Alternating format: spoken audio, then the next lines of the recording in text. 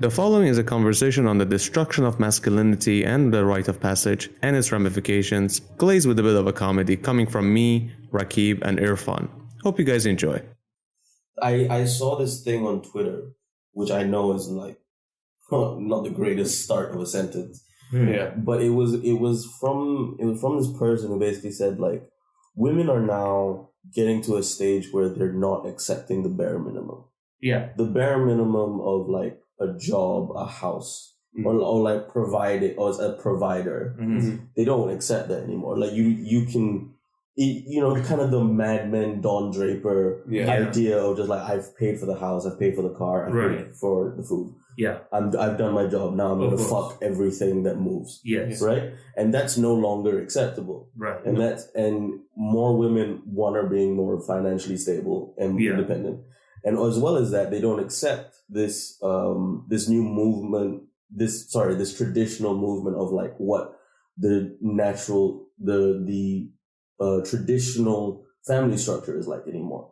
So what's happening now is that men who are promised, who are told, oh, if you just do all these things, you never have to do anything else. But because things are changing, people like Andrew Tate, for example, because this was specifically about Andrew Tate, and I cannot state how much I hate the fucker. But his narrative of telling you, no, you just need to dominate women. You just need to make more money. You just need to do this. Because that's essentially what he said. He's essentially, it's tradition, but an ultra version of that. Right. Yeah. So that it becomes this almost amplified it up. Exactly. Authoritarian kind of thing. And it's like, well, why the fuck would women want that? Why,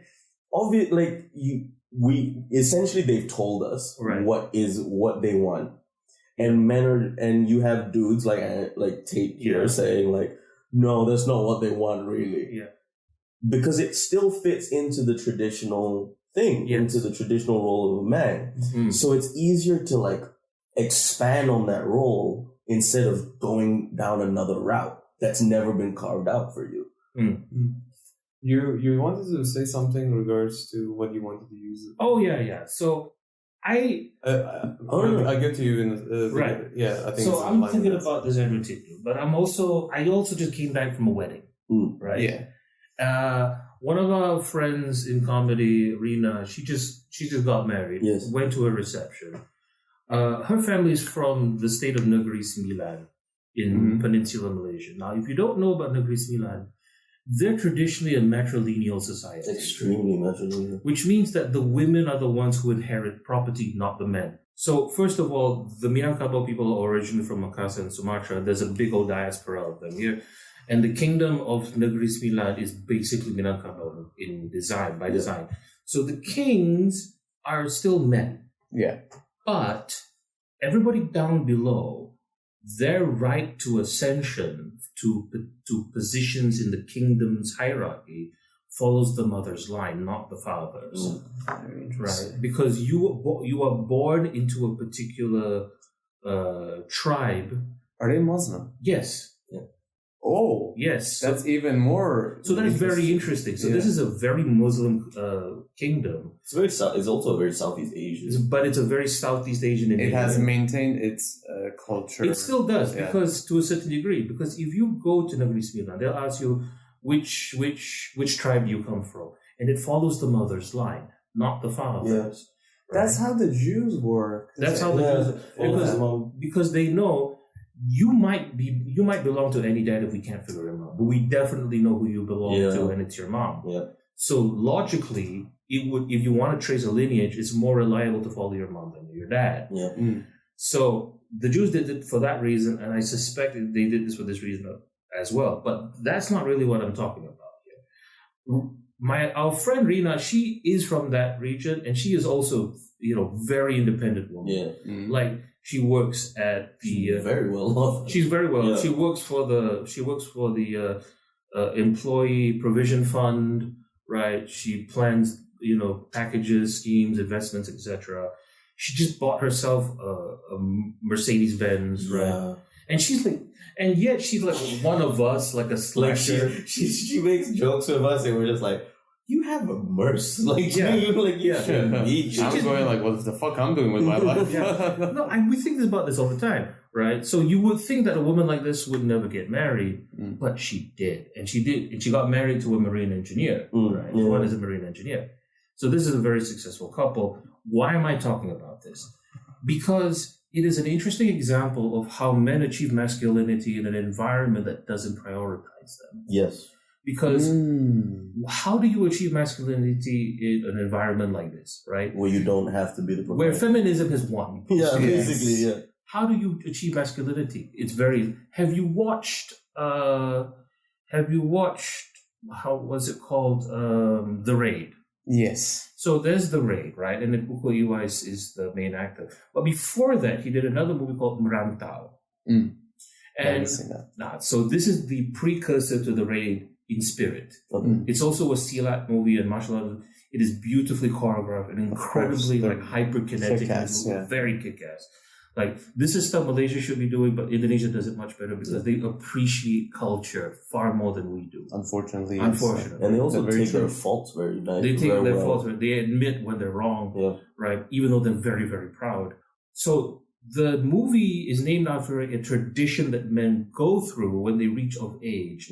And this is something, even though he's not, this is something that apparently happened to all men, where you essentially have your own hero's journey, right? One day, my dad achieves age 16, and my grandma, who is a battle axe of a woman and a village matchmaker, and like memorized every single name in the village so that she could match everybody. Basically, just the census is in her head. Very, very strong woman. Packs his bags, throws them out of the front door, and says, "Now you go Merantau." What's Merantau? You go on a journey and you find yourself and you survive.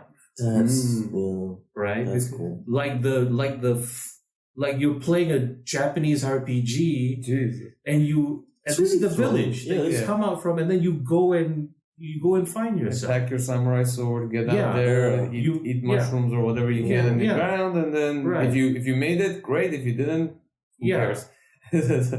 Because it's still a very sort of like conventional gender role sort of thing, right?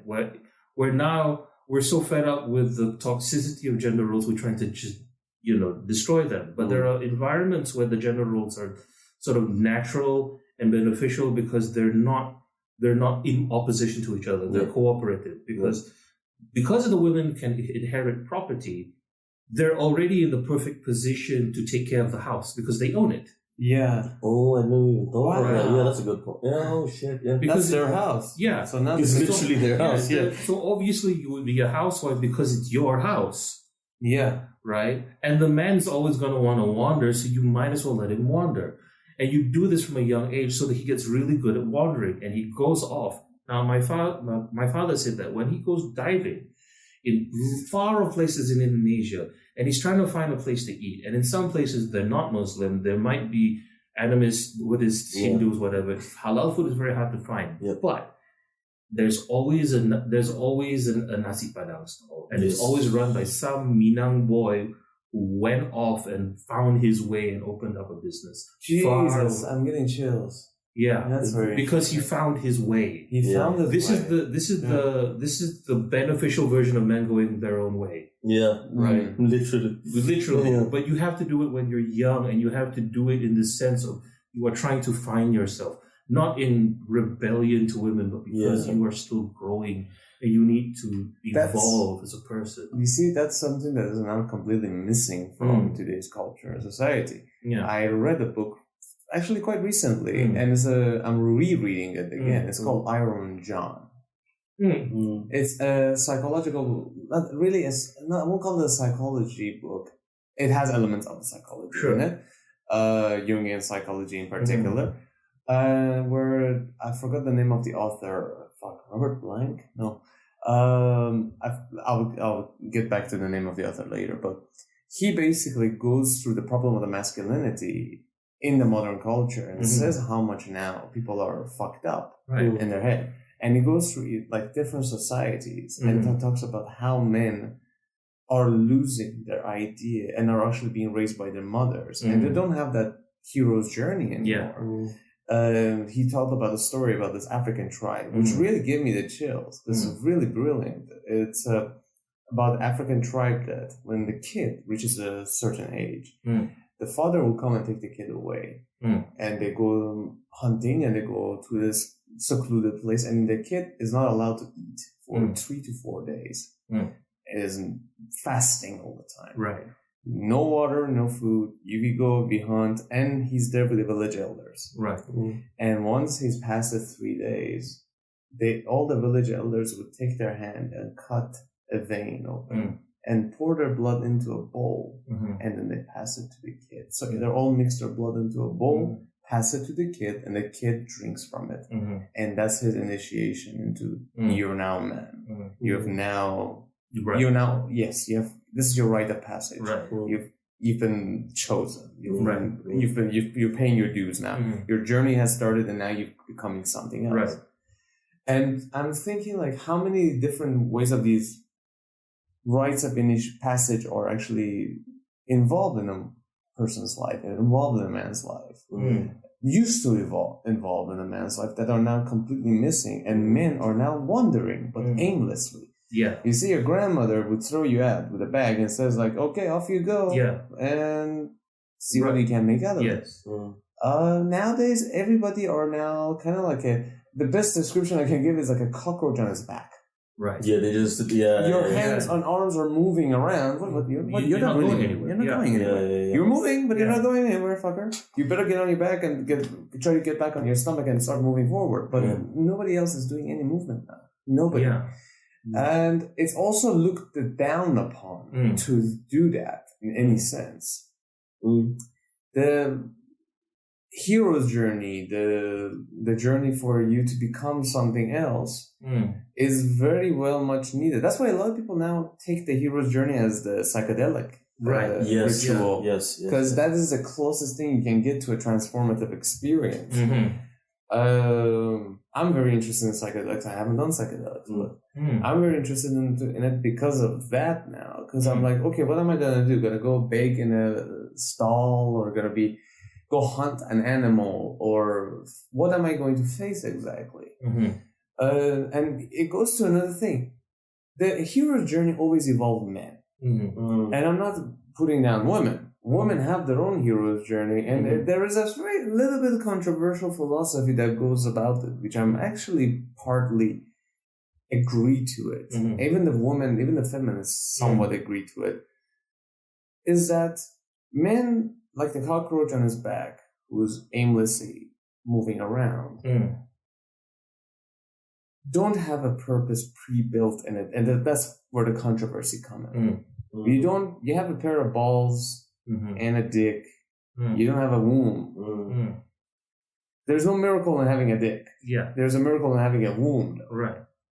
And women don't go through that because their entire life revolves around giving birth. And I'm not putting down women to the whole 5 female listeners that I have out there. I'm not putting down women that's your entire life's purpose. But it's not the thing is, nowadays is being minimized as something very small. You see people nowadays talk about it. I want to have a baby. Yeah. I'm like, do you want to have a baby or do you want to have a person? Because that's a very different thing. Yeah, you're not asking for a puppy, you little fuck. Yeah, like this isn't... Yeah, that's why a lot of people are shitty parents, because they thought it would be cute. Yes. Oh my God, And I'm like, go fuck yourself. That thing is going to grow up, become an actual walking thing who might either be a cunt or be a fantastic person, depending on how you treat them. Yes. And sometimes, of course, what the fate really entails for them. But that's what the woman happened. But at the same time, they're ignoring it because now they're seeing like, oh, I gave birth, so what the fuck?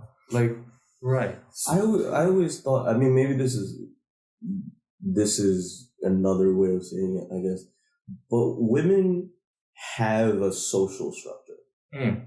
They have, like, I don't, some people would argue that, oh, no, women fight and they talk back about each other. And yeah, sure, whatever. But at the same time, they, like, I don't know, maybe it's because they they can give birth and to to a certain standard. But I think it's because they're surrounded by other women. Yeah. To tell them, like, this is what I've been through. Women are much more community driven. Women are much more community driven, and they talk to each other about problems. Like, if something's got wrong, even like, I mean, I have a lot of women in my family, and it is still something that I hold quite dear when it's like when someone has like a miscarriage, like something horrible that happens, and when that happens, my mom will take it upon herself to say, "Come to our house." Come to our house, and then they'll invite the cousins, they'll invite our aunties, and we'll like take care of them. Yes. And that is and I genuinely think that that's part of the problem of why men now are struggling. Because we don't have a community. We don't have a community, one. And two, we are always reacting to things. Yeah. It's never a sense of like, I'm doing this for me. It's always, I have a goal. Yeah. I have a target, an objective, and I'm going to get that. And if something gets in the way, I'm going to react to that accordingly. Yeah. So it's the same thing with like NEEPs in Japan, or or incels or whatever. It's the same thing. It's like a reaction, but there's no like for you just by yourself. Yeah. Are you doing work? Are you doing the work for you?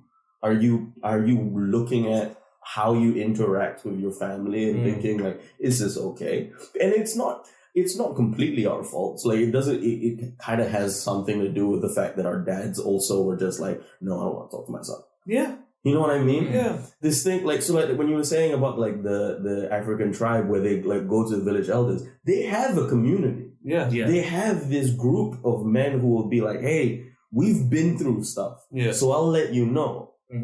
But now it's like, because of whatever reason, you have a bunch of dads who are never around, sons raised by their moms, and they have things that they want to ask that they feel like they can't.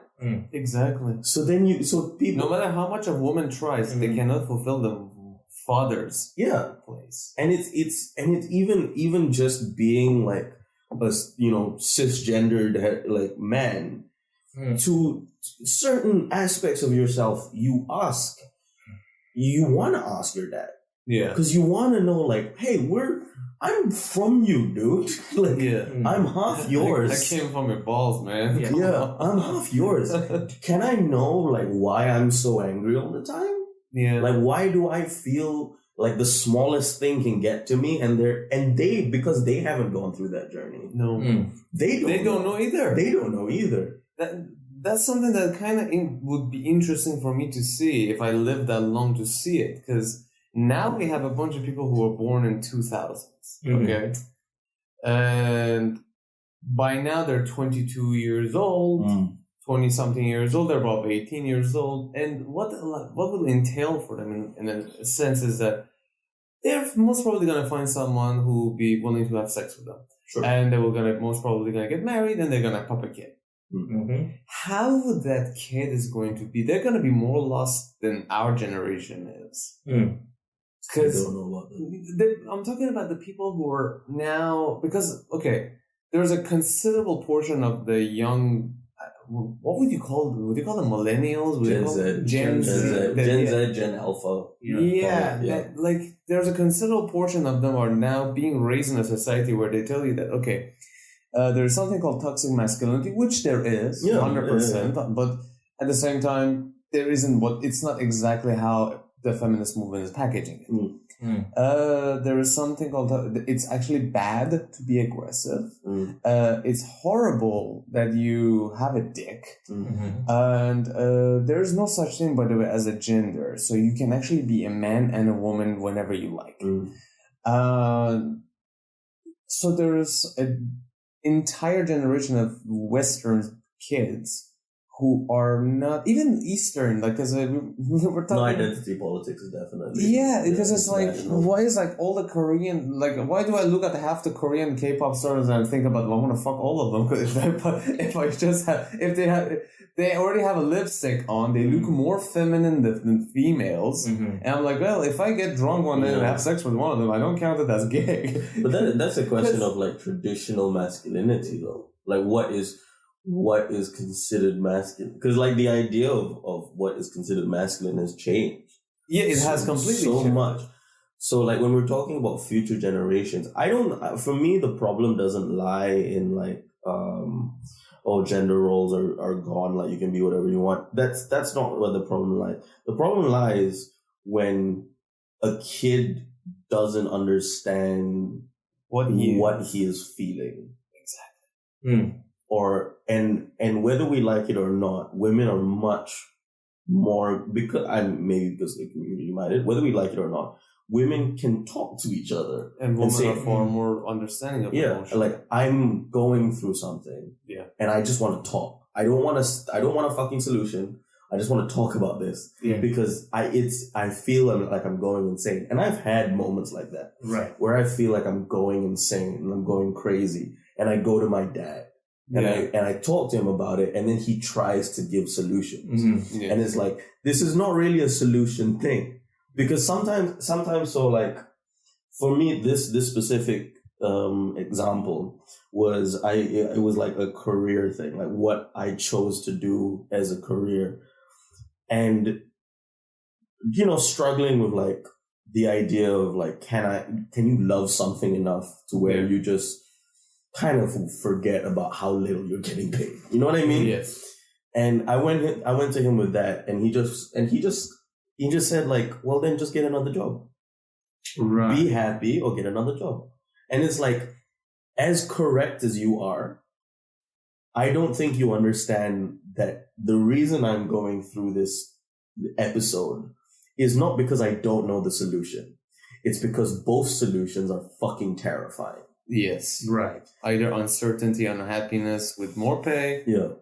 Certainty, but happiness, but no pay at all, and insecurity in life. And that fear, that feeling of not knowing, of just being so scared, is such a child thing. It's such a kid thing. Yeah. That when you don't talk about it, you go insane, and you can't blame, like, you have like men now blaming women, saying like, oh, they want all these things, like what the fuck they expect. And it's like, bro, you don't know these things. No, you don't know what to expect. We're all swimming in a vat of soup, and we're hoping that we don't get eaten. Right. This is life now.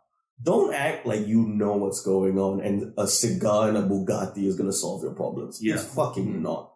So I was just trying to write down a list of things that were going through my head as I was listening to two of you talk. And I realized it's very weird, but I will try and make it seem... This is the list. Could you just tell the pod what the list... Oh, wow. Okay. All right, read it. It's just 3 things. But I just, like, there is so little in between the 3 things. No, I'm getting there. Okay. The first is lesbians. Okay. Mm-hmm. The second is Naruto. Mm-hmm. Which is the biggest. Which is the biggest left turn, yeah. Uh-huh. But then the third is 2 spirit people, and I kind of see where you're heading for that. Yeah. So the reason why I bring this up is because when talking about the communicativeness of women with regards to reproduction and having children, that's true in a conventional society. But what if you don't have that? Well, where do you see that manifest, right? Lesbians. That's where you see it manifest, right? Large groups of lesbians, okay? Because in the height of the AIDS epidemic, right, you wouldn't think lesbians would be playing a role, obviously. They were very involved. They were very involved. So what happened was when a lot of the male gays, not the male gays that... male gays. The male gays. This is why I don't like video games in cases of the male gays. And if it did, it'd have a lot more dicks. Now, So what happened was a lot of the gays were just going through a whole bunch of AIDS, right? Yeah. And a whole bunch of AIDS. A whole bunch of AIDS. You know, just AIDS everywhere. Just man. AIDS everywhere. Just all over the Just a place. whole pile of AIDS on the sidewalk, walking through it. Just terrible. AIDS on my shoes. Can't go anywhere. Can't go AIDS anywhere on the without stool, everything. Yeah. Can't go anywhere. You got that nowadays. foreign AIDS, domestic AIDS. Oh, AIDS, God, man. I had to wear boots that night. Yeah. It's terrible. Just 3 feet of AIDS. Just a lot of AIDS coverage. So much AIDS. The weatherman is just like, we're expecting AIDS tomorrow. Cloudy with a chance of Babe, AIDS. there you go. It's the 80s. It's just AIDS. 80s. Dear Lord, we're terrible. So yeah, right. And a lot of it was because they were just keeping quiet over the fact that this was a thing. Yeah. Reagan was telling the CDC to shut the fuck up. Yeah. I don't know if you find this familiar now. But that was that, right? And so AIDS everywhere. So what happened was they needed blood transfusions. Yeah. Because when you get HIV, it just eats away at your white blood cells, and now you need red blood cell. You need blood transfusion to keep it up. So, but no one would give blood to a gay person in the 80s. No one would give a job to a gay person in the 80s. Mm-hmm. Nothing, nowhere, no. You know, everybody was in denial over the fact that Elton John was gay. It was ridiculous. Like everybody's Elton John. Don't forget about the other the guy with the feather boa and the star glasses. Yeah, he's straight. Oh, fucking Liberace. Yeah, you think? Oh my god, yeah. I forgot about Oh my god, Liberace. is he gay? What the fuck do you think? Dude, if you fucking tap his shoulder, 10 clocks will fall out of his If you tap his shoulder, 10 clocks would fall out of his ass. Yeah. That is a good way to describe. Yeah. Right? For the longest, even Freddie Mercury, like everybody was just like, is he gay? Is Who's he this straight? big mustache dude who's always like cuddling him in the crowd? You mean the guy who looks like a Turkestani bodybuilder? Yeah. The guy who looks like Saddam Hussein's double. Yeah. The guy who looks like he plays Stalin in a gay porn parody. The guy who outlived AIDS by 20 years. Yeah. That one. AIDS. I don't think AIDS. He just died of natural causes. Yes. He still had AIDS, but fuck it. I need somebody to not give me AIDS. Just something. I mean, he really did. He really did, you know. Anyway, So here's the interesting thing. The women stand up, and it's not, women who are just shooting babies out from between their legs. It's just lesbians. Yeah. Let's. that's the reason the L is first before the G. Exactly. In LGBT. Right. Why? Because so it was blood transfusions and it was lesbian nurses. Because nurses would also refuse to give care to gay people. Yeah. So it used to be G first, but then they kind of decided, I don't know, in a WhatsApp group or whatever, they kind of decided Telegram. It was a telegram. It's a lot of gays and lesbians around. And they kind of decided that, like, to honor them, we're gonna put the L first before gays. So LGBT. Right. Oh, how nice. So you see that component of like nurturing and taking care of people, yes. right? It's got nothing to do with reproduction. It's all about, we understand this system. How it's outside of you. Yeah, it's outside of you. We communicate. We know each other. We know how to take care of it. This is what we do. We're very good at that, right? You're not nurturing an individual. You're nurturing the whole. That's why my grandmother, though illiterate, was also the village matchmaker, because she memorized everything. There was the study about how male babies and female babies react to like a barrier, right? A male baby will just shove it until he can't shove it anymore. A female baby will shove it, stop, and then cry. And a lot of people think that's because it's weak, but the crying is simply because that's the only thing she can say at the time. She's asking for help, right? Because she's getting the adult to push it down for you. So the first instinct of the girl baby is to communicate when there is a problem. That's so much smarter than actually. That's why men suck. That's why we die so quickly. We keep shoving things until it shoves back and we die. Yeah. We don't even ask each other. So I like this idea. In this one version of like the Avengers, there's a version of Iron Man who is a woman, right? And she's in a suit, right? Because and she's marrying Captain America because, of course, who doesn't want to bone Captain America? But in my head, I thought that was wrong. That's not the way to depict a female Tony Stark. It would be a lesbian Tony Stark. No. Here's the thing. It's not in the gender. It's not in the orientation. It's in the tech. Because I suspect that a female Tony Stark wouldn't make a suit because if we go by this logic, she'd make a bunch of drones. Because she communicates and that would be cool. Right. As fuck. So she's not the main combative force. No. Tony Stark is very self-centered, so all of the devices are on him. But the female would actually create something that makes her work a lot easier and would keep her out of danger. Exactly. She would distribute the offensive and defensive capabilities. Terrifying. I would like to watch that. Like a swarm of Iron Man drones. Yeah. Jesus Christ. Yeah. So that's how especially when she's on her period. Oh my god. You're making the period joke? Oh, okay, I'm going to nuke you and everything with love. And then I'm going to make you watch. Right. Guys, it's that time of the month. Get to the bunkers. The Cold War was so much more warm. No, it's just great.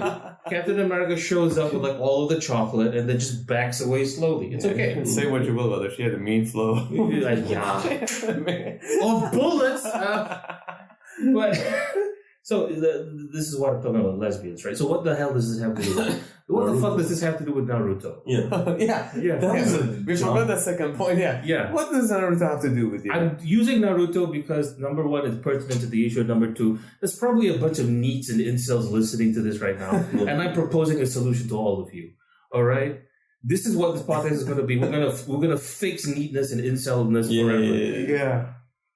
In the end of Naruto, what was revealed was that both him, the main character Naruto, and his main enemy, this dude called Sasuke, who's an edgelord, essentially, like some emo fuck.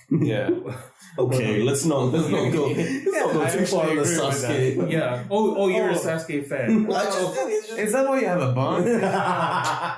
Oh jeez, that makes a lot of sense. That makes two edgelords I'll be roasting today. Boo-hoo, I saw my parents die. Fuck off. Pussy. I mean, okay, here's the thing.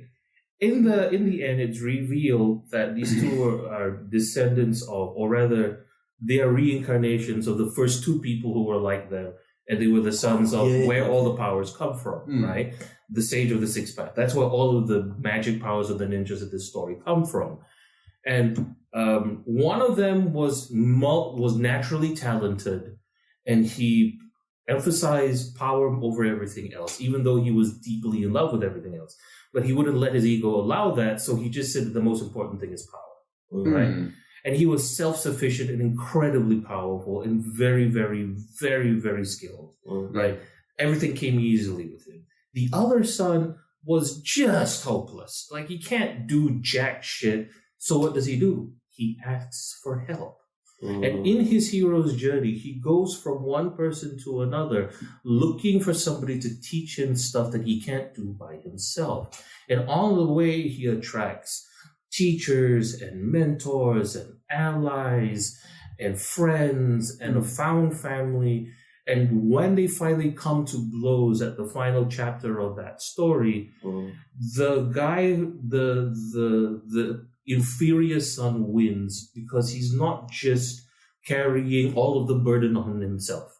He has the collection of all of these other people's contributions to his strength, right? All the wisdom that he gets. All the wisdom that he gets. It's not even his power.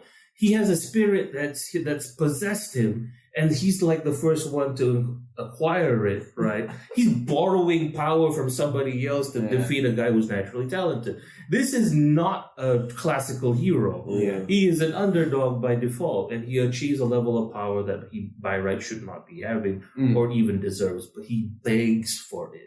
He bows his head and begs for it along the entire way. And that is a thing that we as men can't do. No, right? That's like the success, like what I mean. I don't know if we talked about this, but the whole idea of a successful artist versus a talented artist is because a lot of people kind of assume like, talent is the thing.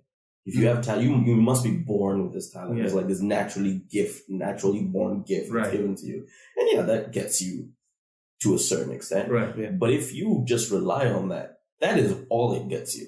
That's as far as you go. That's as far as you go. And the person who is quote unquote weaker, who chooses to work, who chooses to ask, who chooses to struggle and beg and go through all this pain, just so they can, own, you don't even own this, but like have it for themselves, not anyone else, just for themselves, is always the better person. Yeah. They're always the better artist. They're always the more successful one because they're just And I think they're the ones who are have most humility. Compared to the one who has the most talent. Even in the case of Naruto. Naruto is the one who's like goofing around. Everybody loves him. Sasuke is a arrogant prick who's just always silent. Just quiet, stick to his thing, and doesn't give a shit about others. Right. But there's also like a good example of this, by the way, would come with like, and do you know the artist People? Yeah. People Crap. Yeah. He's a 3D artist that, you know him, right? Yeah. He actually recently got more famous because he sold an artwork, a collage of all of his 15 years work for $68 million. Okay, that's what's up. As an NFT. He was the guy who kind of, I think, made the NFTs explode in a sense. He basically did this series called Dailies. He started doing one 3D artwork a day. That's insane. Some of them very complex, some of them less complex, and some of them actually are. I'll be honest with you, his work is not really good.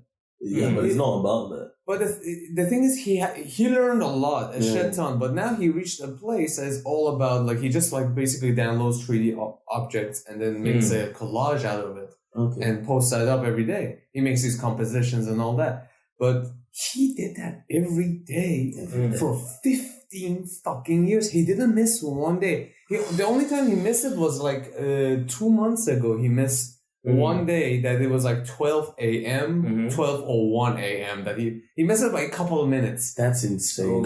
That was the only time he broke the chain. That is insane. So he is a guy who practiced a shit ton.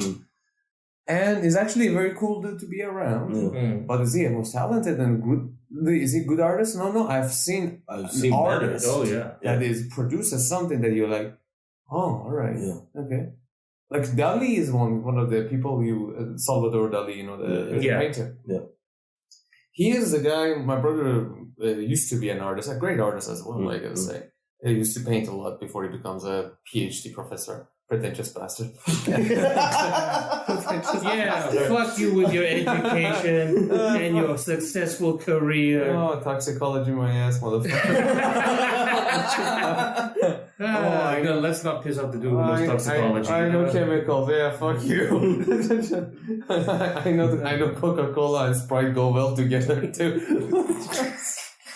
But it's like, he, a brilliant artist, and he had this idea so that Dali art became apex of what it could be with Dali, and then nobody has ever done anything outside of that. Maybe like Francis Bacon, maybe, but that's as far as it goes. And Dali is a person you look at and you're like, okay, this person was born with something. And I think that's fair.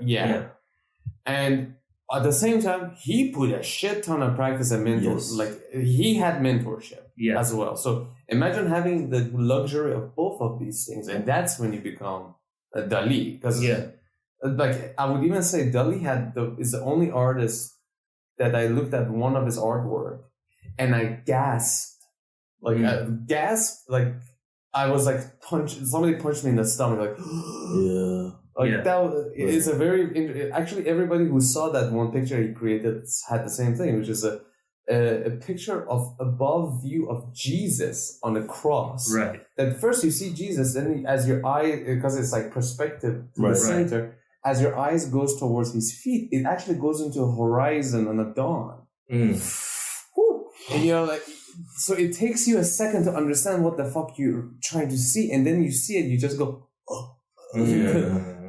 And that's a religious experience. So now that's an example of a man who had mentorship, a shit ton of arrogance, mentorship plus practice. I think that and talent. Became that. And now that's something that I don't see anybody having it today. You know what I think? I think that's why the psychedelic thing is so popular now. Because the arrogance stops you.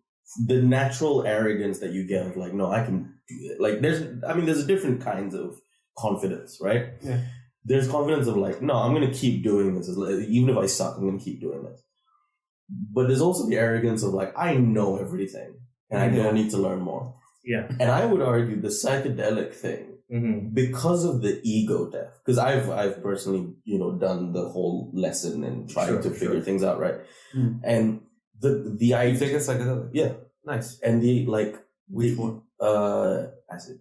Nice. Yeah. Shrooms still not yet. But the ego death that you get and the because it's really interesting because you get so much stimuli that's coming from kind of just you. Yeah. Because if you close your eyes, you're still getting the visuals, you're still getting like the thoughts. Yeah. And you realize that you are in your own body and yet you have no control about what's gonna happen. And that kind of like, hey fucker, you do not know as much as you think you know.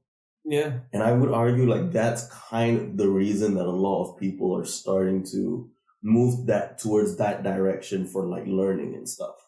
Because to learn that you are shit is weirdly like humbling. It's humbling, but it's also central to learning. Yes. To learning, to know that I don't know everything, so I'm going to learn. Yeah, that's always when there's the moment of learning is when you admit to yourself that you don't know anything. Yeah. If you go there with an ego, you're fucked. Yeah, there's definitely that. Sorry, two-spirit people. No. Actually, no. It is in line with a lot of other things because trying to think of, we're moving towards psychedelics. A lot of people are moving towards. I mean, for fuck's sake, it's becoming legalized a lot of places because there's good money into it. I would even say that the internet, for example, with the prime example of everything is internet. It's the first thing you check in the morning. Has taken away the excitement of surprise, which is a very key thing. You don't believe how important it is. Surprise, it means that you saw something you didn't expect to see. Now, internet took that away. Which by that I mean, for example, look at one of my favorite books, The Alchemist. Everybody has read it. Everybody has loved it because everybody has saw themselves as the shepherd who's going to go to the pyramids. Right. The shepherd had never seen the pyramids before. Right. How many thousand pictures of pyramids have you seen? Yeah. No, yeah. Oh, yeah. And when you get to now, if I decide to go to pyramids, do you think I'll be surprised that they're there? And I'll be like, if I see the pyramids today, my reaction would be like, oh, the pyramids. You'll probably, if anything, it'll be the size element. But like outside of that, that's as far as it goes. Outside of that, you're still aware. Yeah, imagine everybody being like, hey, there is this place. Nobody knows how anybody created it. It's this ginormous pyramid. 3 pyramids are there. You don't know how it's created there. Like, what do you mean 3 pyramids? Like, big, like, as big as my house? No, bigger. But that's as far as they can describe it to you. And then you have to go through this shit journey to get to the place that you want to be. And then you experience the majesty of the world. Yes. And therefore, even the journey there is... It is going to teach you something because now you're standing in front of this and you're like, that's a pyramid. And I don't know who created it. Now if I go to the pyramids, I'll be like, okay, there's Joe Rogan talked about this shit ton. I'll go there and be like, okay, that's the aliens probably are going to be here. Somebody took DMT here. And that's all my head is not going to be in the majesty of it because it's already seen it. Didn't someone do a porn near the pyramids? Or like I don't know because I think they got arrested. They might have gotten arrested, but like that goes to the point of like to the thing of like no very nice segue. like no surprise. Like we've been to everywhere and we've done everything. Yes, but so psychedelia offers you this world of your own imagining that doesn't exist. That's why people want that now, because there's a surprise into it, because then you might get something more. And surprise is more than you giving gifts to your loved one. No. Yeah. Surprise is that there is this like, hey, you think you've seen everything? Take a look at this now. Surprise is a dream. Yes. Yeah, surprise is a I think this is the reason why a lot of us do comedy or like comedy, because when you think about it, every punchline is a surprise. Yes. Right? Yeah. The punchline doesn't work unless you don't see it coming. Yeah. Right? And so a lot of the things that we enjoy watching, whether it's a plot twist in a drama, whether it's a punchline in a comedy, whether it's, the magic trick finally showing itself. Yes. That's always this element of surprise. You need that little light bulb to go off, just to keep yourself healthy, because otherwise you are stuck in a pattern of mundanity that is so inescapable. Yes, you lose the ability to have faith in your ability to be surprised. You get jaded. That's in a way that's kind of what depression is: the inability to stimulate yourself in such a way that you've never been stimulated before. Exactly. Right. And this still ties to the masculinity. Because we're not that. I think that the listeners will be like, did they go off topic? Like, no, we're still kind of on this because you're expected to know as a man. Yeah. You know, is that like men don't ask directions because you're expected to know where you're going. Right. You're expected to know what's the end of this. You're expected to have the answers. Yeah. And it's very unmanly even to say, I don't know. I have no idea what I'm doing. I have no idea. One exception, my dad. Because my dad, this is where it's reversed. Because my mom will never ask directions and she thinks it's just beneath her. Right? She's just like, I'm not going to ask some ruffian where the house is. I will find this myself. My dad, on the other hand, is just like, we're stuck in a village somewhere. We don't know where everything are. And he's just pulling to the side. And I was going to say, this is very weird. He's just pulling out. His pull-out game is off the charts. He's only got 4 kids. Back in the day when people used that 15, just immaculate. No. The pull-out game of this man. The pull-out game of this man. Phenomenal. He should have been in badminton. So, anyway, he pulls to the side and winds on the window, just asks some random stranger where this thing is, and he's not pulling up, but he asked the question. He asked the question, and that's just the thing, right? And the rest of us are like, you could just do that? I could just ask somebody. Yeah, if you don't know, if you don't know, like, okay. I mean, my dad knows local lingo, so it's like, hey, do you know where the pull-out lodge is or whatever it is he's going to? I pull over now, I gotta pull out. I'm late for pull-out Tuesday. I need to go to the Jizz Outsider-tron. It's an EDM concert. That was not even subtle. Just outside the Tron. I'm coming outside. Yeah. Right. So, but that's just the thing. I'm coming now, I'm going. Yeah, I'm coming. Man comes and goes. He's That's a good thing. That's a good thing. The man doesn't have much of an ego, really. I mean, he's married to my mom. You can't have no. You want to achieve ego, then try getting yelled at by your mom because you forgot the groceries. It's just yes. But it's this thing of where, because everybody kind of looks at him and underestimates him because he's like 5'3", and no one knows he's like he runs a Navy base, right? So he can just be like, I'm just an ordinary dude. Hello, hi. Just incognito life, right? Yeah. Just like I can, because that means he can be as, to a Chad wannabe, he can be as beta looking as he wants, because he knows that if you try something with him, he will make a phone call and your house will be bombarded by a battleship. He doesn't give a shit. Yeah. Right? But and that's just the thing. But he's always just looking out just for people to ask a question about. Right? You said your dad runs a Navy base? He was. He was a military guy. He was in the Navy Reserves. Navy Reserve, okay. Because he was a reserve, he was only a captain. But if he was a regular Navy man, he would have been an admiral. Right? So, the Navy base in my hometown is where all the other reservists come to train. Yeah. Right? So the whole country, all of them come to train there. Yeah. Every now and then. So he's in charge of quite a bit of shit. A lot of logistics involved there. So not exactly a small fry gentleman. No, you know. But, you know, you look at him in he doesn't real look life. like, No, he's in his, like, torn shorts and his, like, torn singlet. He's very unassuming. Very unassuming. That's actually something that you're mentioning here.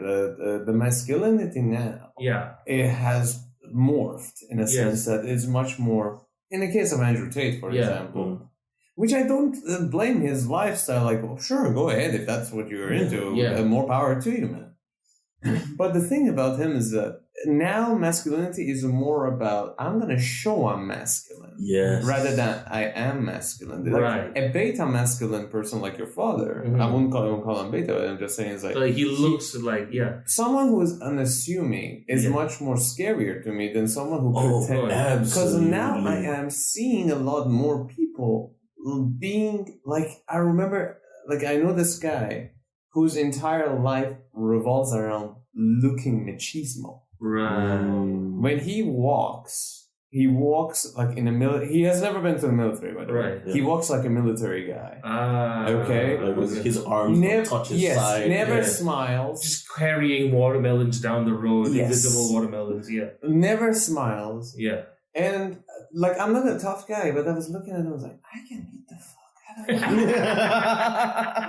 I am not a tough or a strong person per se, but I was like, if it goes down, I can kill you. and I started laughing. I actually started laughing because I was laughing at how he would scream. This is a very weird thought I had. I was laughing at how he would scream as I bite his face. And then you pull out. Call back, guys. Yeah, like, professionals. Because I realized that because he was so in his head, like he would walk and he would do 90-degree turn, and he would like, and never smiles. He always like he had like, you know, the eyebrows always on the frown, and gold chain. I was looking at him, and my brother. Even I told my brother, I described him to my brother. My brothers I knew him from before. Yeah, and I said, "Oh, that fucking guy." He's like this, really trying to be that, and I was like, I think I can beat the fuck out of him. I was like, you think you can? That's the amount of energy he's burning trying to look tough. Oh no! He's gonna. Just take a corkscrew into his shin or something. Like, I think that's the thing. It could be like now it's that. Now it's a Giga Chat. It's the Giga Chat. Now it's Andrew Tate. Like he's smoking with the fucking sunglasses indoors. Yeah. I hate that. And I'm looking at this guy. And by the way, he is masculine to a point. Like he was a boxer. He was a very good kickboxer. Yeah, like a renowned kickboxer. If you told me that if you told me that Andrew's whole shtick was some kind of weird Borat level sort of like, I'm not gonna lie, that's what I thought it was. Yeah. Here's one thing. I think it's his brand. Right. I had seen him like break character and laugh. Yeah. It is his brand because he has started an academy where you get certified, where he teaches people. But then you become certified, and then because the reason he overtook, very smart. Give credit where credit is due. That guy is he believes in 90% of what he says. But what you showcase at the same time is like, because I like because he knows how to market it. It's his personality. And one of the geniuses that if you become part of his academy, become certified, you can actually start your own YouTube channel under his name. And so he has and then you earn money from the views you get, and you get a percentage of it, and some percentage of it goes to him. I see. That's why there is 1 trillion different Andrew Tate channels now. That's all distributing his videos, turning things to clips for him. Like, he created an ecosystem that basically feeds itself. That's like, like now they're explaining it. That explains why his persona is the way it is. Because if you talk to boys who don't know what they're doing and who are struggling, and then you give this guy this figure who's supposedly like solid and everything, and he gives you an academy. That's a mentorship. That's what you look for. Like, oh my God, you're gonna teach me? You're gonna teach me? I know things now. And then but you're always working for him. Yes, that's the thing. It's still this cyclical, like, reactionary thing of like, I'm going to do something for you or for someone else. It's not this other self journey to the self of like, no, I want to know what the fuck is up with me. I want to know like how I am, like why I'm like this, my identity and everything. It's still fitting into a box, but it's just a box that's not from you now. It's also, this is what happens when the desperate need for a mentor figure in your life is combined with like the most shameless expression of capitalism. Because now what you get, that's what happens when you get an MLM. Because that's people are very desperate to find a way to make their life stable, whether it's money, whether it's knowledge. And this is masculinity. It's an MLM based on masculinity. It's a masculinity. It's multi-level masculinity is what it is. It's still an MLM, but somehow worse. And this is what happens because you get money, the need for money, and combined with the need for self. And now what happens? You think you're selling yourself on YouTube because a bunch of 13, 14-year-olds, everybody wants to be a YouTuber now. Pretty much. Right? That's perfect. That's what happened with the Logan Brothers Academy and shit, right? What is up with YouTubers starting academies? It's a great way to make money. I know it's a great way to make money, but goddamn, what? Like, it's saying, I don't know about this. This is the thing. Everybody, because here's number one. Things have turned a little bit weird because you see a lot of people becoming something for nothing. And then they become something bigger than what they even started with. Logan Paul, for example, was the guy who would do 180s in front of the different stuff, including they were not expecting. What they're gonna become, and then they became something big. And then everybody wants a piece of that. I would love to wake up one day and not work for a living. I would like to wake up one day and the video that I made 9 months ago is going to make the same amount of money every month because people are keep viewing it. And the video is what am I doing? I'm doing 180 in front of a corpse. I'm doing 180 in a train. And of course he kept at it. But then it becomes that you kind of go like, well, there's a market. People want stuff from me.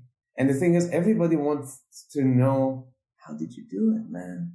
Hey, Logan, how did you do it? And I think that's when the academy comes in because he thinks like, I can sell it to you. The academy is the snake oil. That's the snake oil, and all of them are gonna say the same thing to you. Determination. Wake up at 4.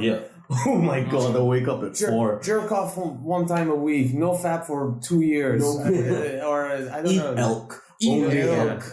Smoke DMT for breakfast.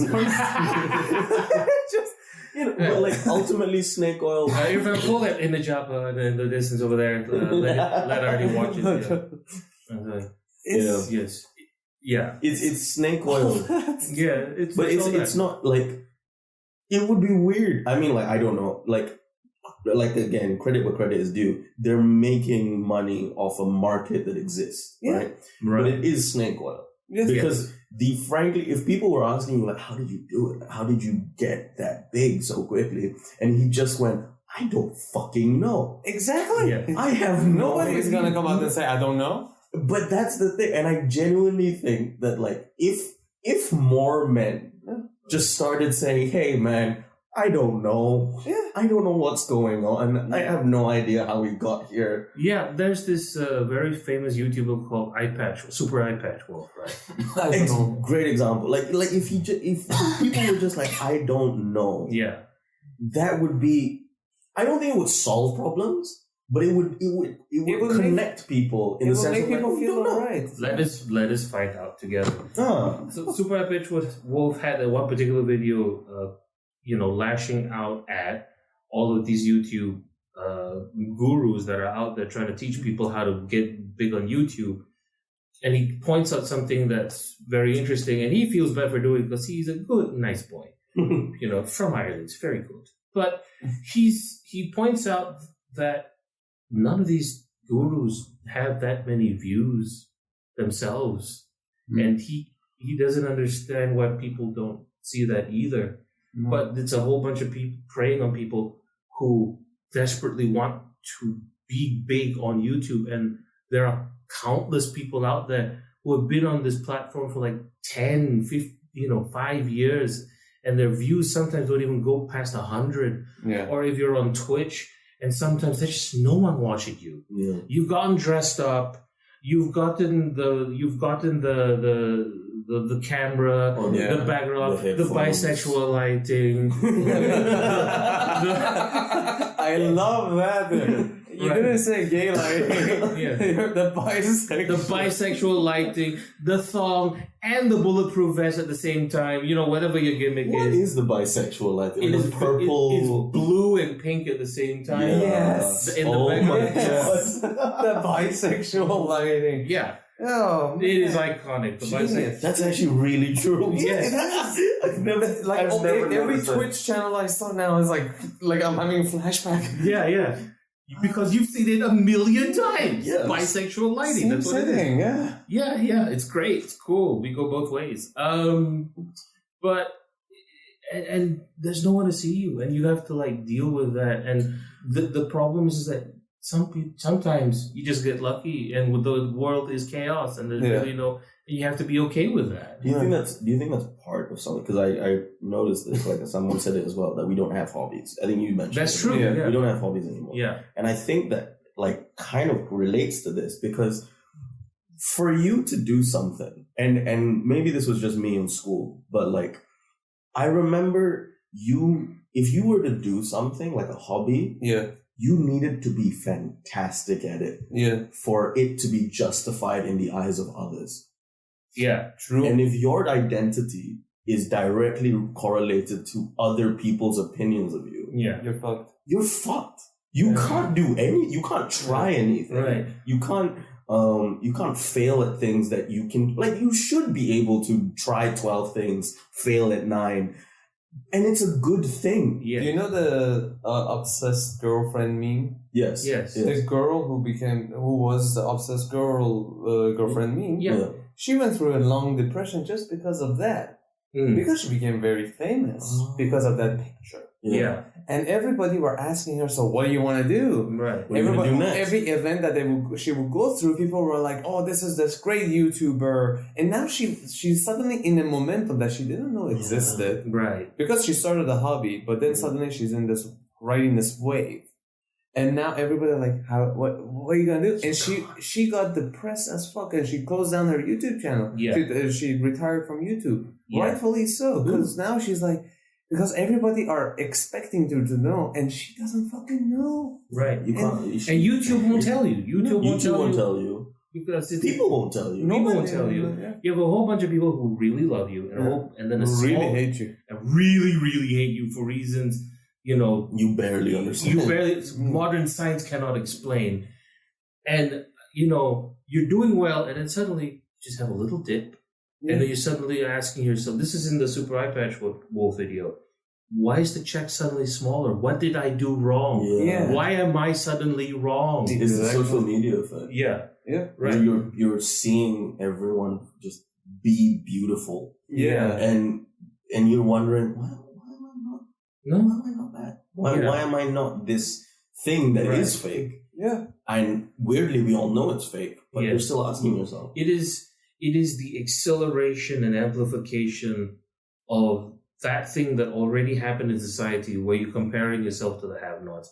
But now you cannot escape comparing yourself because it is being forced on your throat. It was bad enough when your parents were telling you, hey, did you hear about your cousin who got straight A's? Yes. Hey, did you hear about your brother? He's getting married. Did you hear about this person? Why aren't you like this? Yeah. Why aren't you like this? Oh, it's everything. Yeah. Now YouTube is your parent and it's doing the exact same thing. It is the worst thing you can do to your kid, by the way, when you compare him to somebody else. Oh, yeah. Oh, absolutely. I think my mother did that to me once, and even as a kid, I knew that was fucked up, and I was like, you don't ever fucking do that to me again. Yeah. I literally told her that. Yeah. I was like, never ever say that to me again. I'm never going to be compared with anybody else. Right. I remember being because I knew how totoxic that is going to be. Like, I mean, that's a smart thing. Yeah, like I was like 13 or 12 or something, and I heard it, and I was like, maybe I've seen it in the film because I learned most of my things from as we do now.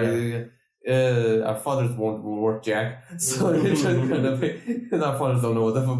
My father was learning with me watching the film. Yeah. So no, is that how you make a noose? You're completely right. I mean, like I got this younger, so I didn't know it was bad. Yeah. When I was in primary school, so this was like when I was 7 years old. Yeah. They would show us the grades that we got in comparison to other people and the list. Oh yeah, right, like who was die top student. That kind of thing. Like you want to be a top student. Right. And like I was second or third. Yeah. And I just remembered my parents jamming it into me. It's like, you just have to work that little bit harder. You're always second or third. Yeah. And just having that go on again and again and again every year, second or third, not realizing that like, hey, I'm fucking second and third. Like, you know, like it's good enough. It's good. Like, why am I like, I'm not saying don't reach for the stars. Reach for the stars. Yeah. But also understand like, hey, you're doing okay. Yeah. And like I feel like we've missed that. I feel like we've genuinely moved away from people just telling like I hate when people say this when they say like oh like millennials are the participatory participation trophy. Yeah. The generation of participation trophies. Yeah. I don't completely agree with it. Yeah. But I do understand why telling a kid, hey, it's okay to be you is a good thing. Right. Yeah. And you're wondering, but like all these millennials don't want to work as hard anymore. And it's like, because they know what self-worth looks like. Yeah. They value themselves enough to not kill themselves over a job that will replace them the moment they die. Pretty much. Right. Yeah. So, just a sidetrack before you goes did your parents compare you to the other, like, were you saying, like, what would the other, like, they kind of want to show you to, not the other kids, family members. like, what would the, all the time. All the time. I was like, get the A, so your family, like, my uncle or our great uncle was somebody's gonna be, like, proud and everything. And that has kind of caused me to be like, I don't give a shit what my uncle is. Right? It's the weirdest thing. Or like my mother's uncle, or like my father's uncle, like all these like elders and all that. And I was like, like, I'll tell you this one shit before. I'm very private in my private life, and I don't post much on social media regarding my private life. Sure. And my mother wanted to be like, I have a girlfriend, but I don't post like everybody else does. She asked you. She wanted me to like. Oh no! She didn't ask me to post. She asked me to send her the picture so she can send it to the relatives. That's phenomenal. It's like, well, if they don't know you have a girlfriend, they might think you're gay. And I'm like, I don't give a shit if your uncle thinks I'm gonna suck a cock or not. Yeah. I might pull out, by the way. You know what? As a matter of fact, I'm gonna go suck a cock. I'm gonna suck your uncle just to prove you wrong. I'm gonna just to make you feel bad. Yeah.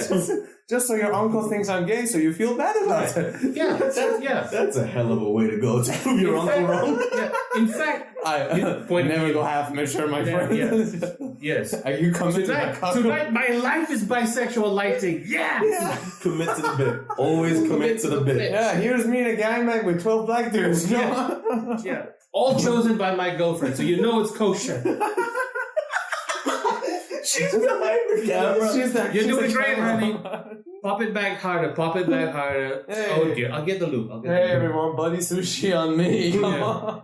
Oh jeez. Come on, yoga should work. Yeah, and I have a picture of my uncle like holding it like. Honey, I know you're faking. Come on now. So I have a tattoo on my chest. I love my uncle and my grandma. Yeah. You have their full names on your chest. Yeah, dear Mahmoud, please, I love you. I love you. Yeah. So okay, there's a reason. The point you were trying to make. Wow. Okay. So there's a reason I brought back to you, Rakib. Thank you. This is the both of you pulling out at the same time. Hey, it's podcast DP. We are idiots. Yes. Oh my god. It's terrible.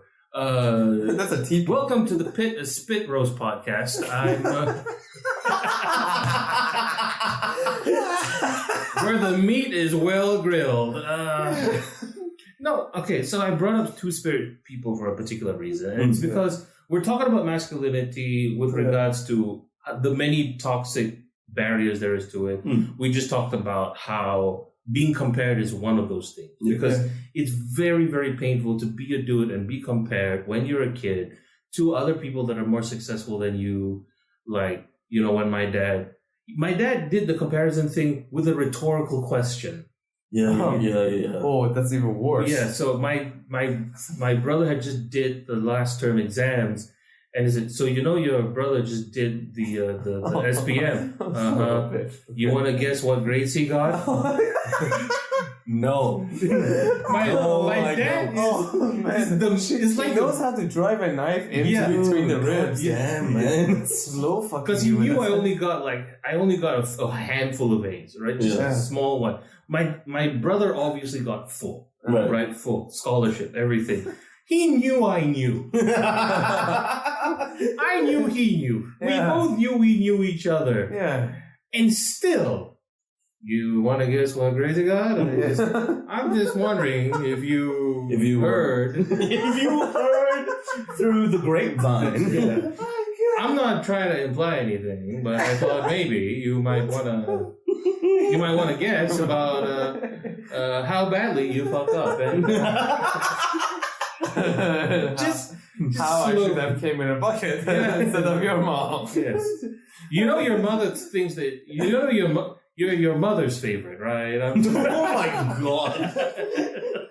How the energy I wasted having sex with your mother. I should have put in other things that I would have made more productive. It's more like that's fucking hardcore. You're your mother's favorite, which means I want that bad. Yeah, he sounds like a military man. Like, from that, it's just like, I'm not gonna tell you. He's waterboarding you right now.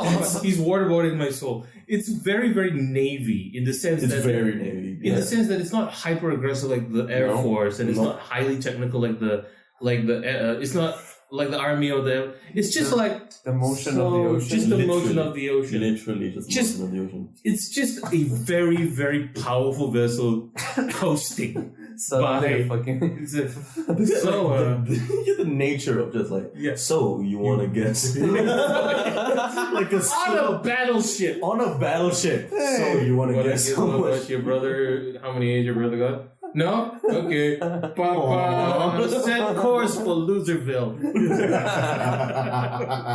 Just fucking murder. Oh my god. Just bring in the frigates. Come on. Right. Yeah. So it's very, very difficult to like prove your masculinity and your achievements, in these trials and tribulations. It's even more, and it's very difficult for women as well, because you're like, you might end up as a Christmas cake if you don't get married. You know why it's called a Christmas cake? Because Christmas cakes are only best eaten past the 25th.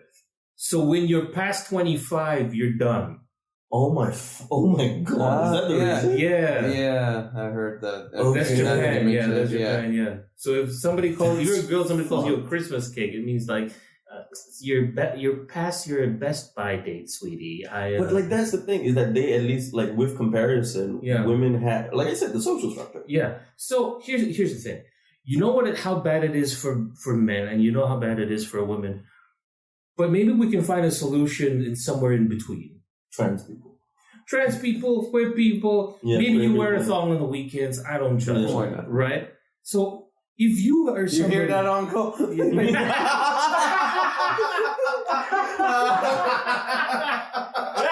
Bisexual lighting!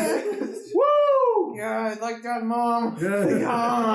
That would Are be you proud of me? every gay porn, but like it's just the inner thoughts of the gay porn stars, and they're like, "Are you proud of me now, Dad?" Wow. I'm not even gay, and I would jerk off to that on principle. Wow, look at the size of that cock. It's about the same size as my dad's disappointment. Tyrone is like, that's what I call it, Dad's disappointment. Ever been somebody whose dick is so big it's called Daddy's disappointment?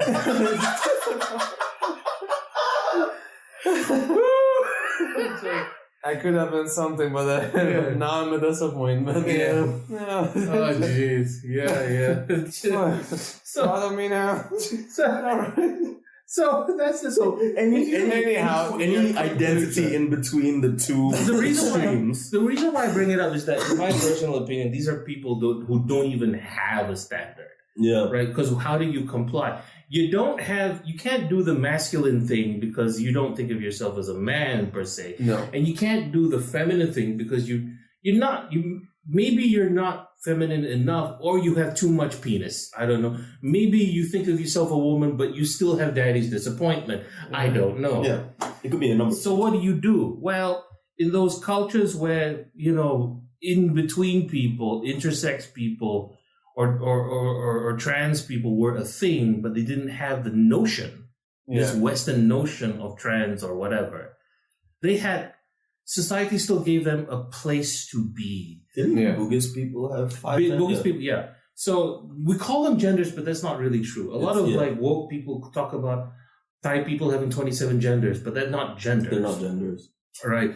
They are physical sex, sexual orientation, and gender manifestation combinations. So you can call them archetypes. Yeah. So you got 27 archetypes, right? So maybe you're like, and modern Western queer people have definitions for them too. Are you a bush lesbian? Are you a femme lesbian? Are you a twink? Are you a bear? You have these terms, right? What's twink? A twink is like a pretty boy gay, right? Oh, like Timothy Chalamet. Yes, there you go. There you go. Oh my god. Oh my god. I call him a Twinkie. There you go, because he's full of cream. He will be. Yeah, I mean, hey now, come on. June. This is how he's making. No. I mean, I'm not gay, but more deep. We're terrible. But deep in the more. Remember, we're gonna do a podcast deep in the more. There you go. Continue with the thought. I'm sorry. So that's my nickname, by the way, more deep. Nat gave that nickname to me of all people.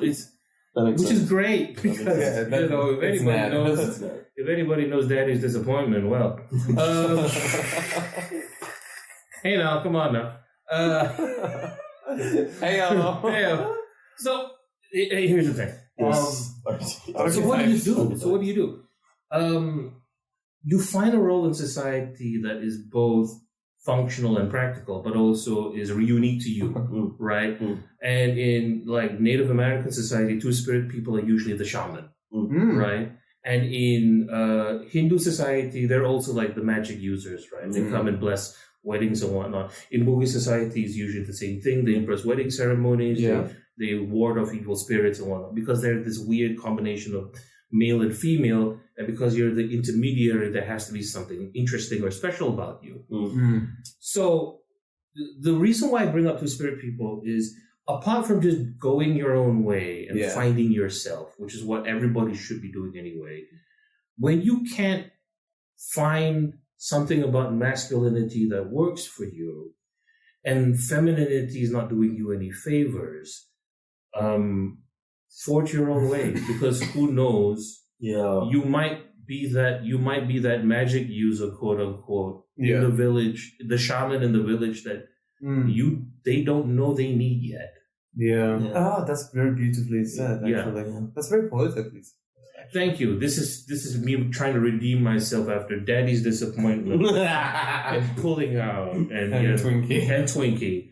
You know, apologies to Timothy Chalamet. He's been called that before. You'll be welcome to our podcast. I'd love to have you on. Chalamet, if you're listening. Yeah. No, you're fine. And I had this long conversation in the car about it would be really funny if Timothy Chalamet became the Rizman of a group. So he's the youngest one there, and all we do is bully him, but he's so happy to be there. the idea of Chalamet just texting, like sending a picture of him at the Oscars, saying like, "Guys, I'm about to go in," and we all go, shut the fuck up, Tim. Go fuck yourself. Go fuck a peach. No one cares. Come on, put on a shirt for God's sake. Yeah, shave that fucking mustache you had in that Wes Anderson movie. Fuck you. You're not French, you bastard. Yeah. Floppy. Comb your hair, God. Yeah. But it's this sort of like this collection of uncles that just rails on this one person, right? Because which is also a description of a gay porn. There you go. Collection of uncles. You pull out. The pull out. Starring Timothy Chalamet. Do nothing but bisexual lighting.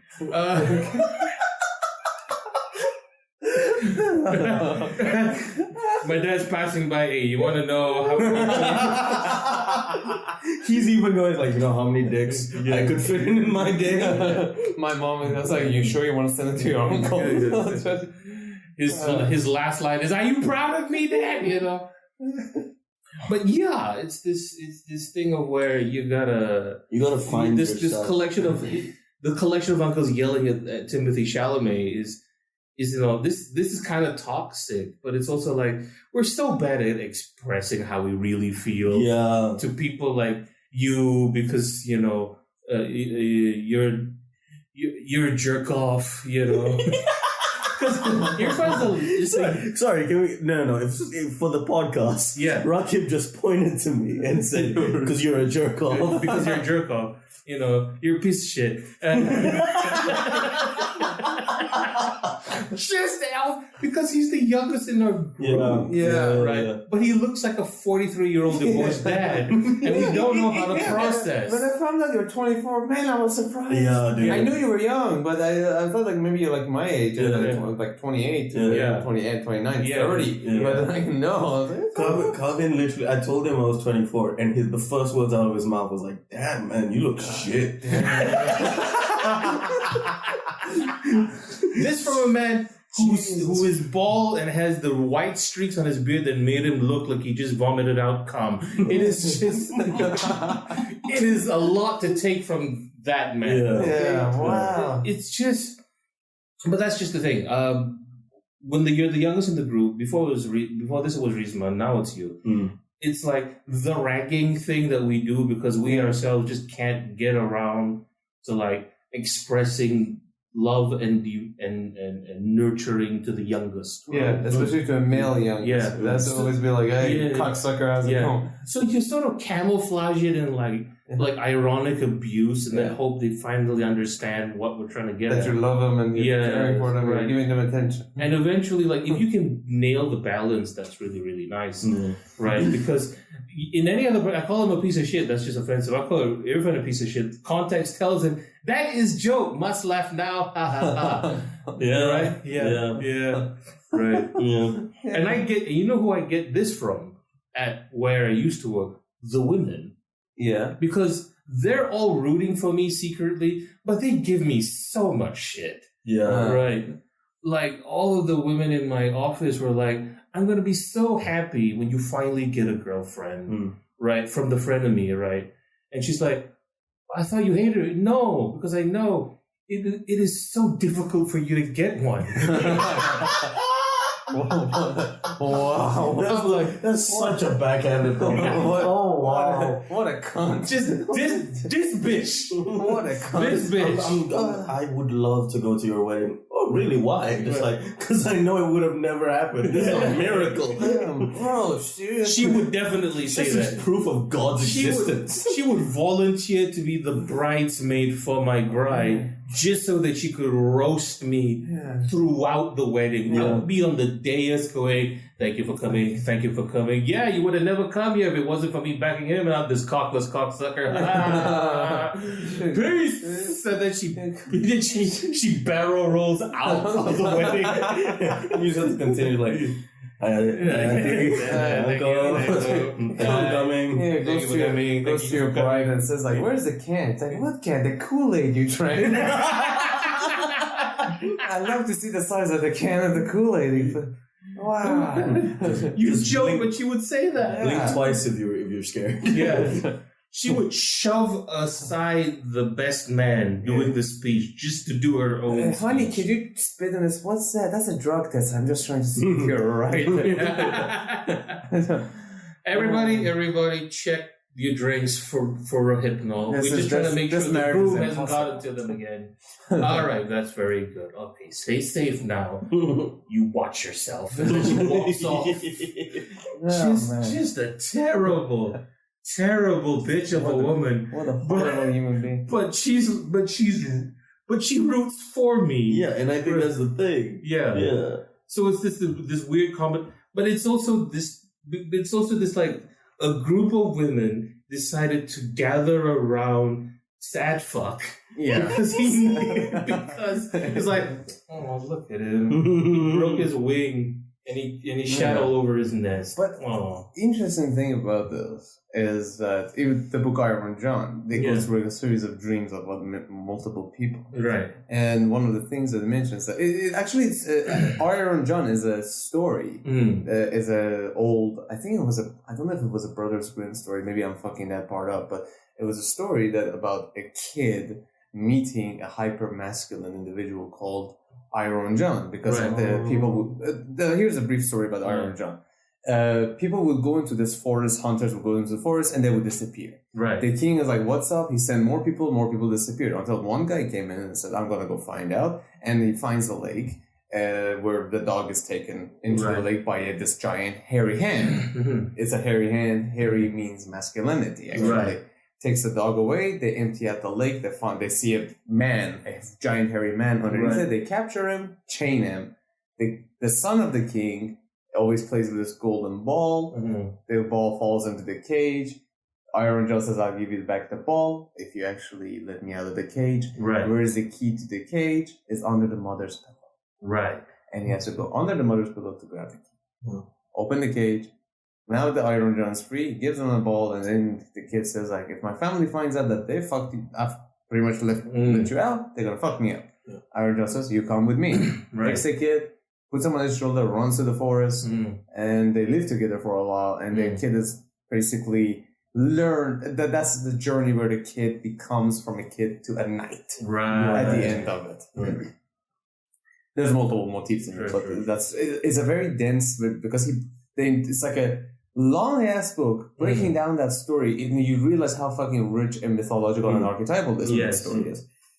One of the things that they actually mentions is that there's one kid, one person. This is not in the Iron John. This is an actual person who actually had this dream. Right.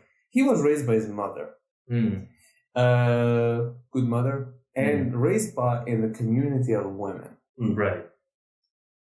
And then one day, great guy, actually. One day only, he has this dream that he's a wolf, and he's with a bunch of female wolves, wolf pack of a female wolf, running in the forest hunting, and they all reach a lake, and they all go to the lake and look down on the lake.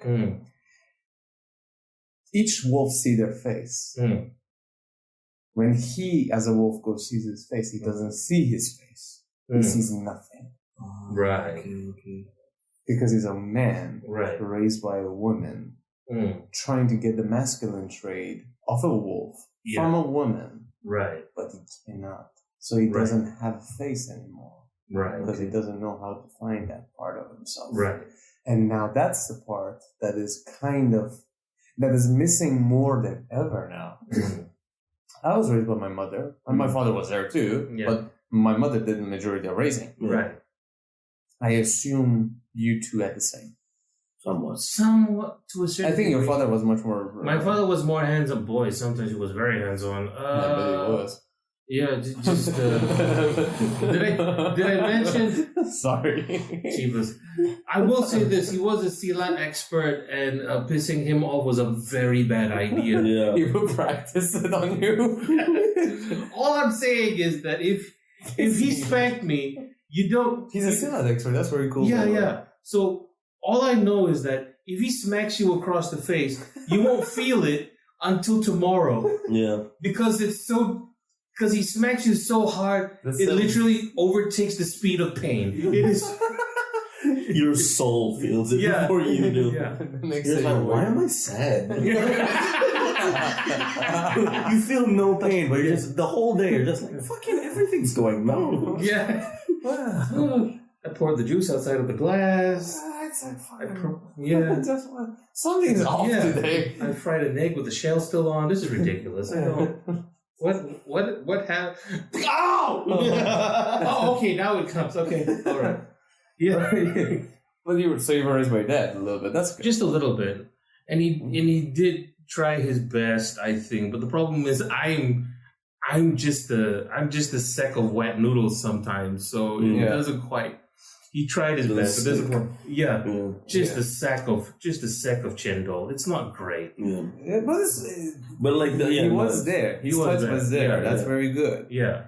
The thing is, most people now, and most people were from the Gen Z and Gen Alpha, whatever you would say, the newer, like 2000s onward. Right. I would say 1995 onward. They are gonna have even a female mother who might not even be a proper mother. Yeah. That you're gonna even miss that segment of yourself. So you have because if you're a 20-year-old, 25-year-old, if you're an under 30-year-old mother now, who's hyperactive on social media and all that, and raised on all this kind of stuff, what kind of traits would you be passing on to the kid? Because my mother was born in a time that there was none of this shit. She was born in the Shah's era, educated in Italy, very open-minded, well-educated, and an amazing artist. Right. Do mothers now, like, I'm not saying all of them are shit. I mean, this is not a generalization, but fair. It's now you're born in a place that you're trying to make ends meet. Part of the culture is asking you to become an independent woman, and at the same time you're trying to have a kid, because I think intrinsically you want to have a kid. I think a female might intrinsically want to have a baby because you have the organism there for you. Like me, I have a dick, I get an erection, I want to jerk off. A woman has a womb, and that's a presetted thing in your stomach that might ask, it's a biological clock as well, which is now everybody is concerned about. It's like, oh, I freeze my eggs or some shit. But still, you want to have a kid, and then there's another part of your head is like, I gotta be an independent feminist icon who is going to make money all the time, and then you have both of them, which I have noticed that in a lot of female career-oriented women who had the kid, and they fucked up the kid because now they're like, why did I have the kid in the beginning? Because I wanted to be a female independent woman. And I have a kid now I have to take care of, but I can't take care of him because I don't know how to take care of him. Well, I will say this. And the dads are the same too? The dads are the same too. The dads are going to be unmasculine. I'm a non-binary. That's not the problem with being non-binary. I don't know what you mean. I don't know if I'm a man or... You're going to be born literally fluid. You're going to be a liquid form. And... that's going to be a problem for a lot of kids who might be like, and this is not just in terms of gender, by the way. I'm talking about in terms of everything. You're not going to even be a cockroach on your back trying to move somewhere, you're gonna be nothing in a sense. Well, receptive to everything, by the way. Yeah, receptive to everything. I don't think it's so much the gender role issue that's the problem, but in my experience, when I see members of my family go through these similar experiences, it's more to do with regardless of what your gender is telling you to do. Yeah, it's more this. It is very, very complicated to want to have a child when you're still one yourself. Yeah. Yes. Yeah. Yeah. Exactly. I've never. So a lot of what's happened is, like, for instance, in my family, you have people who are getting married, but they won't have children, even though they're getting pressured in order to do it. In their case, it's economic. Like, they want to be able to live comfortably after they retire, because if you have a kid, you'll be working till the day you die with this kind of economy. Yeah. But it's also this thing of where there is unresolved trauma. There was never time to really establish yourself as a stable, mature, independent person, right? And the world is blowing up every 5 years. Yeah. Right? 5 months. 5 months. 5 hours. 5 hours. 5 minutes. Like, it's really, really... The world's just getting dark. Yeah. It is very, very, like, risky to have a kid. Yes. When, I don't know, every single time World War III is just like, hello, hi, are we ready yet? Because it's pretty funny because now you're more sure than ever that it's actually around the corner. Yeah, just a little bit. If China attacks Taiwan, that's it. Yeah.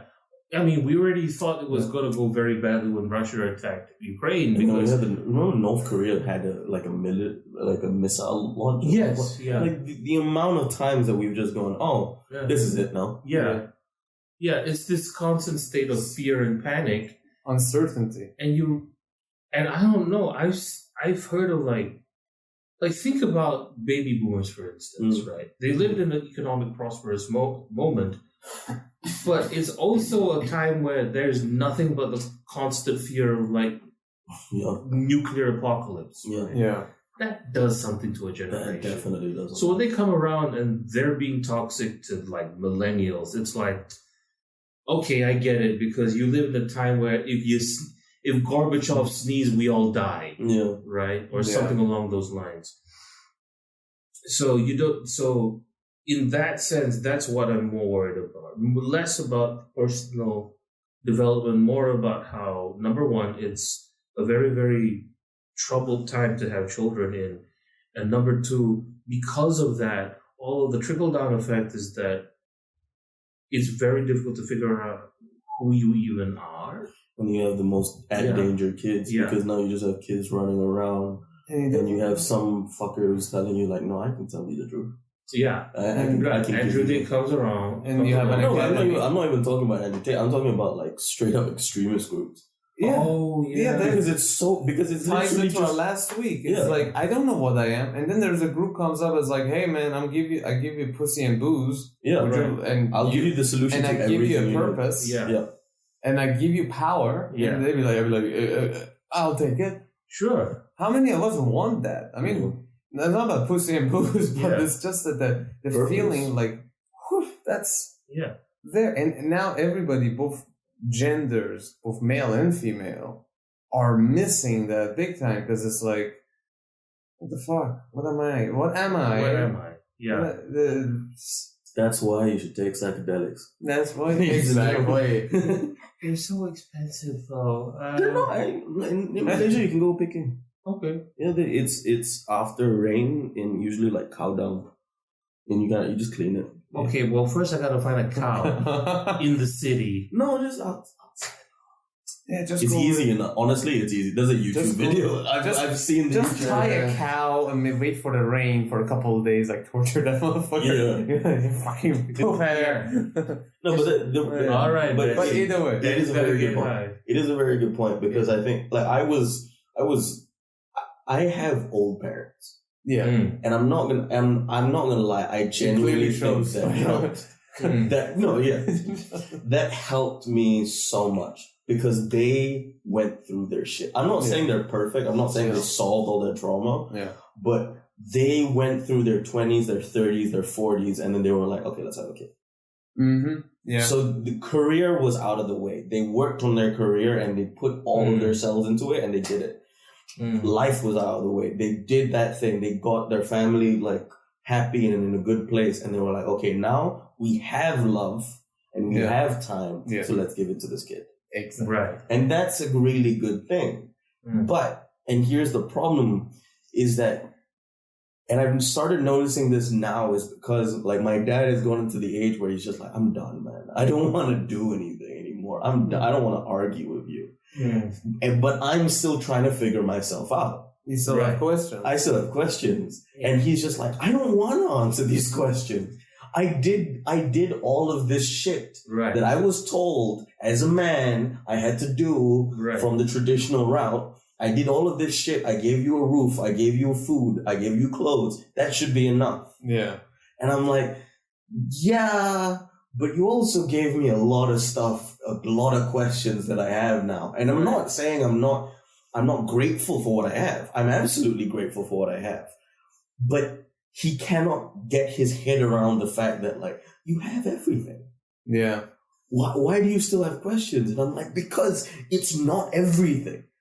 Because as much as we like to think that we can learn everything and you can be done, you're never going to stop learning. You're never going to stop having questions. Especially like you're 24. Yeah. You still have fucking long time. Exactly.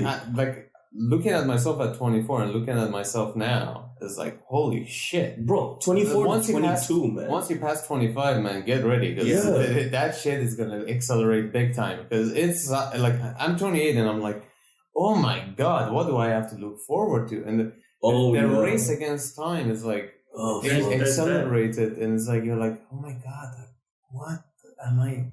What do you want me to do here? Exactly? I will say this though.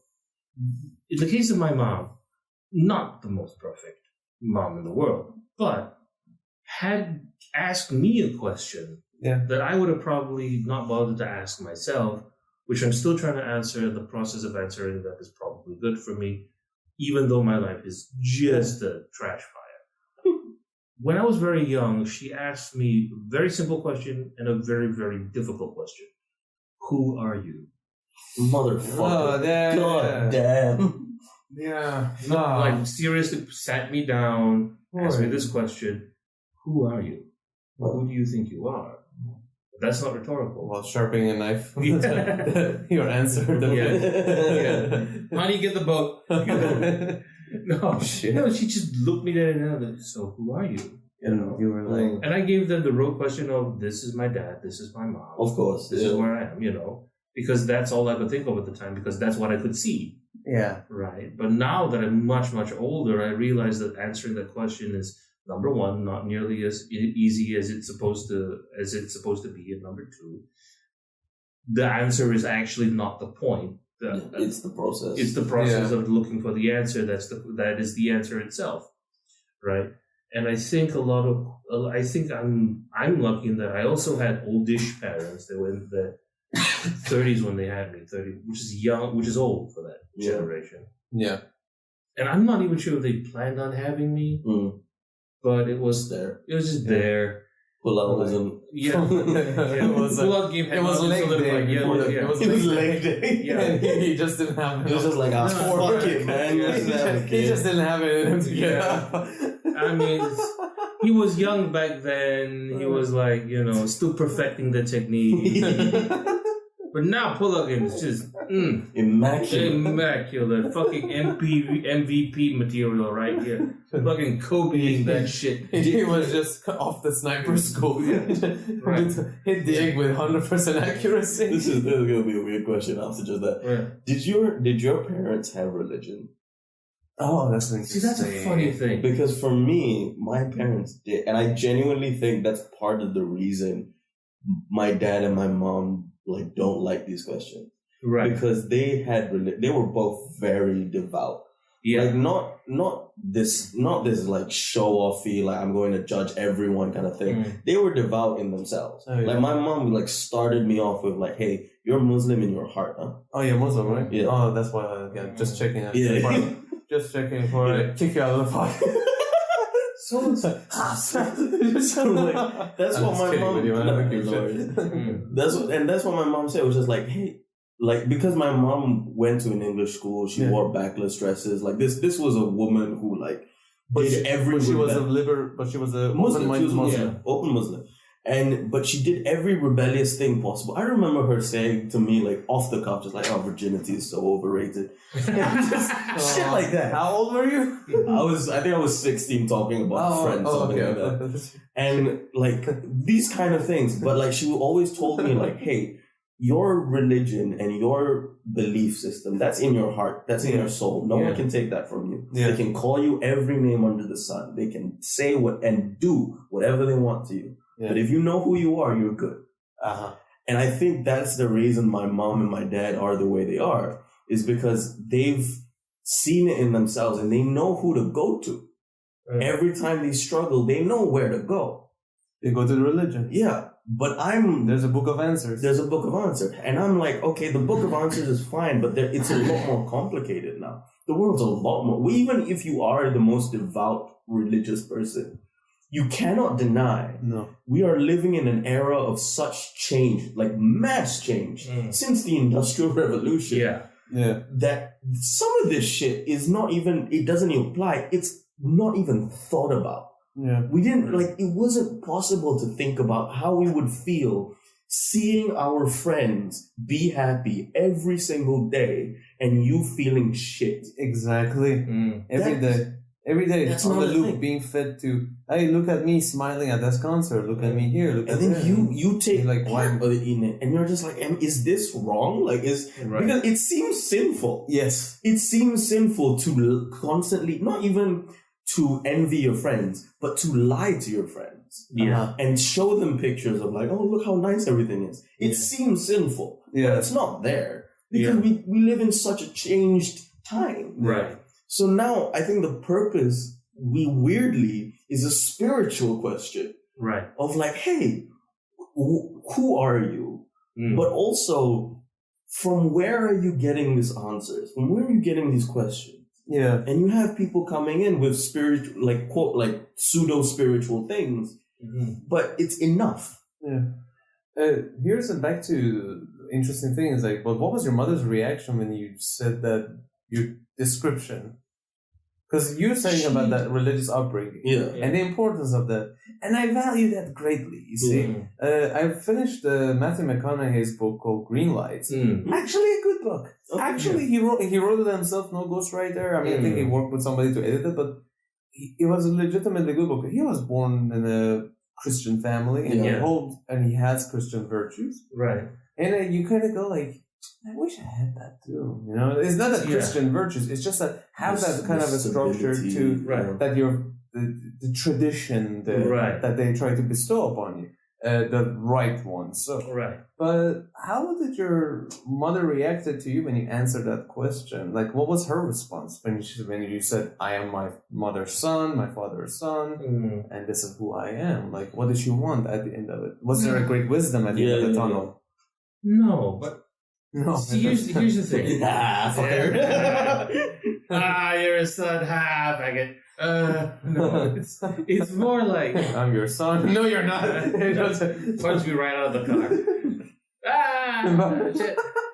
That's how you found out you were adopted. Yeah, pretty much. Who are you? Your son? Well, hang on now. No, it's okay. So. I can tell from people's body language when something is off. And my mom is just like, she's doing this, the mild stank face and going, okay. Oh, yeah. Oh, I know that face.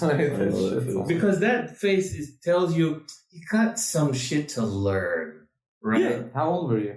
I was probably 10. Fuck me. Your mother is I thought you were like 16. No. Like going off to college or something. No. You were 10? Your mother was like the soldier boy at the end of it. You're fucking disappointment. You're a fucking disappointment. Damn, man. Jesus Christ.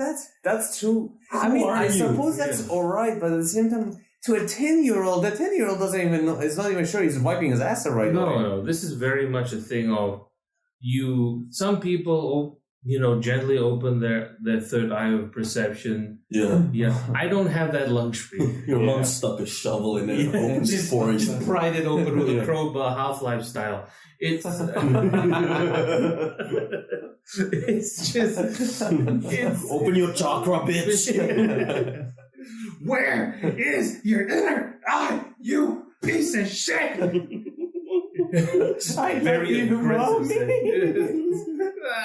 I didn't meditate yet. I haven't centered myself. You're fucking not centered because you're sideways and shit. Just wailing on me metaphysically. I love this idea. Yeah, the metaphysical abuse. Yeah.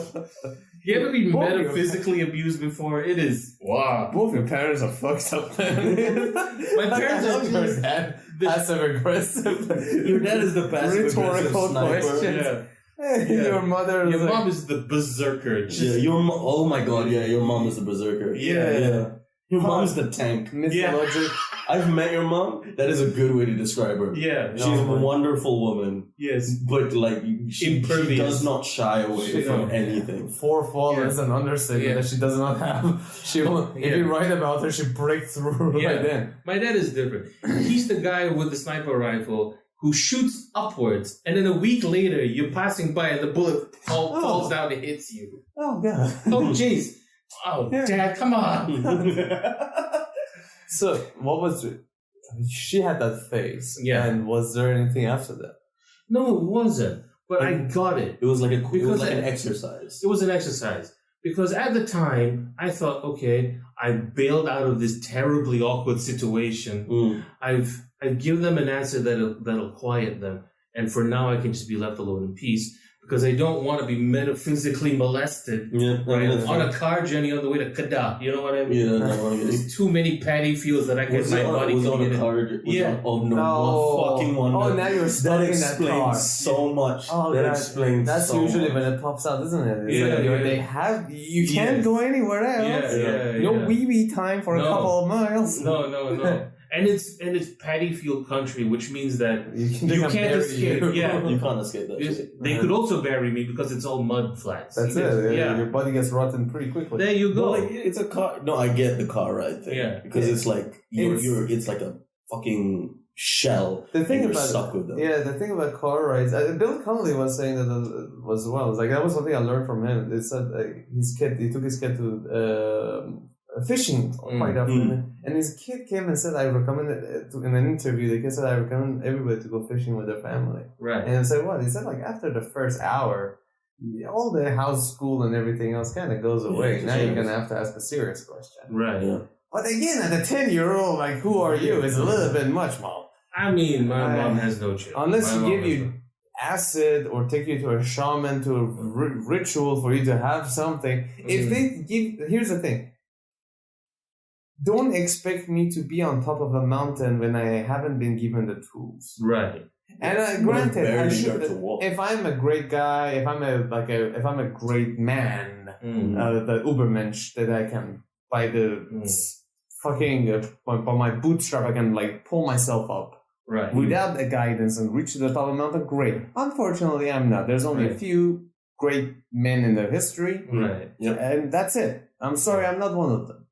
Doesn't mean that some cocksucker on YouTube is gonna be like, "Well, you should be fuck off." Yeah. Like every guy's like, "No, you should work to be the Uberman." Go fuck your mother, you fucking asshole. Yeah. Piece of shit. Smoke some weed, man. God damn. I'll Ubermensch on your mother's face, asshole. This existentialist YouTube channel is brought to you by Squarespace.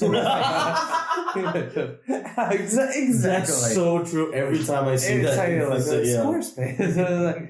It's like So don't expect me to know what the fuck. Because I think interesting. Now you bring back memories. Because here's the thing: I kind of blocked out 90% of my childhood. Oh dear! It's not that it was bad. It was just a blur. Right.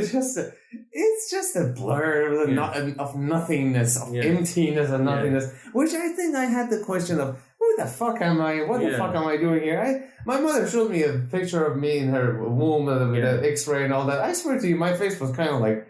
It's just like, oh god, I got to deal with this shit. Like kind of the I was there. Yeah, it's like you're there now. You're here. Yeah, like, how did that? What? Yeah, my face is just like. And then you just like vomit because you can't deal with it. Do you guys remember the first time you saw your baby pictures? Yeah, I remember that. That was a weird time for me. Oh no, I can do you one better. I got those baby pictures, toddler pictures, in the room that I use when I sleep in Penang. Ooh. Oh, nice. Great. So every time I come back to Penang, I look at myself and think of myself, that joke that Dion Cole does. Yeah. Remember when you were the future? Oh god! I have that joke in physical form every time I go back. Give me a fucking second. Remember when you were the future? Yeah, I told my mother, I was like, "Hey, mom, you can clearly see in that picture. I didn't want to be born. No, I didn't. No, I told her, I was like, I was nothingness, and then I became something, and I opened my eyes in the womb, and I was like." Oh, fuck.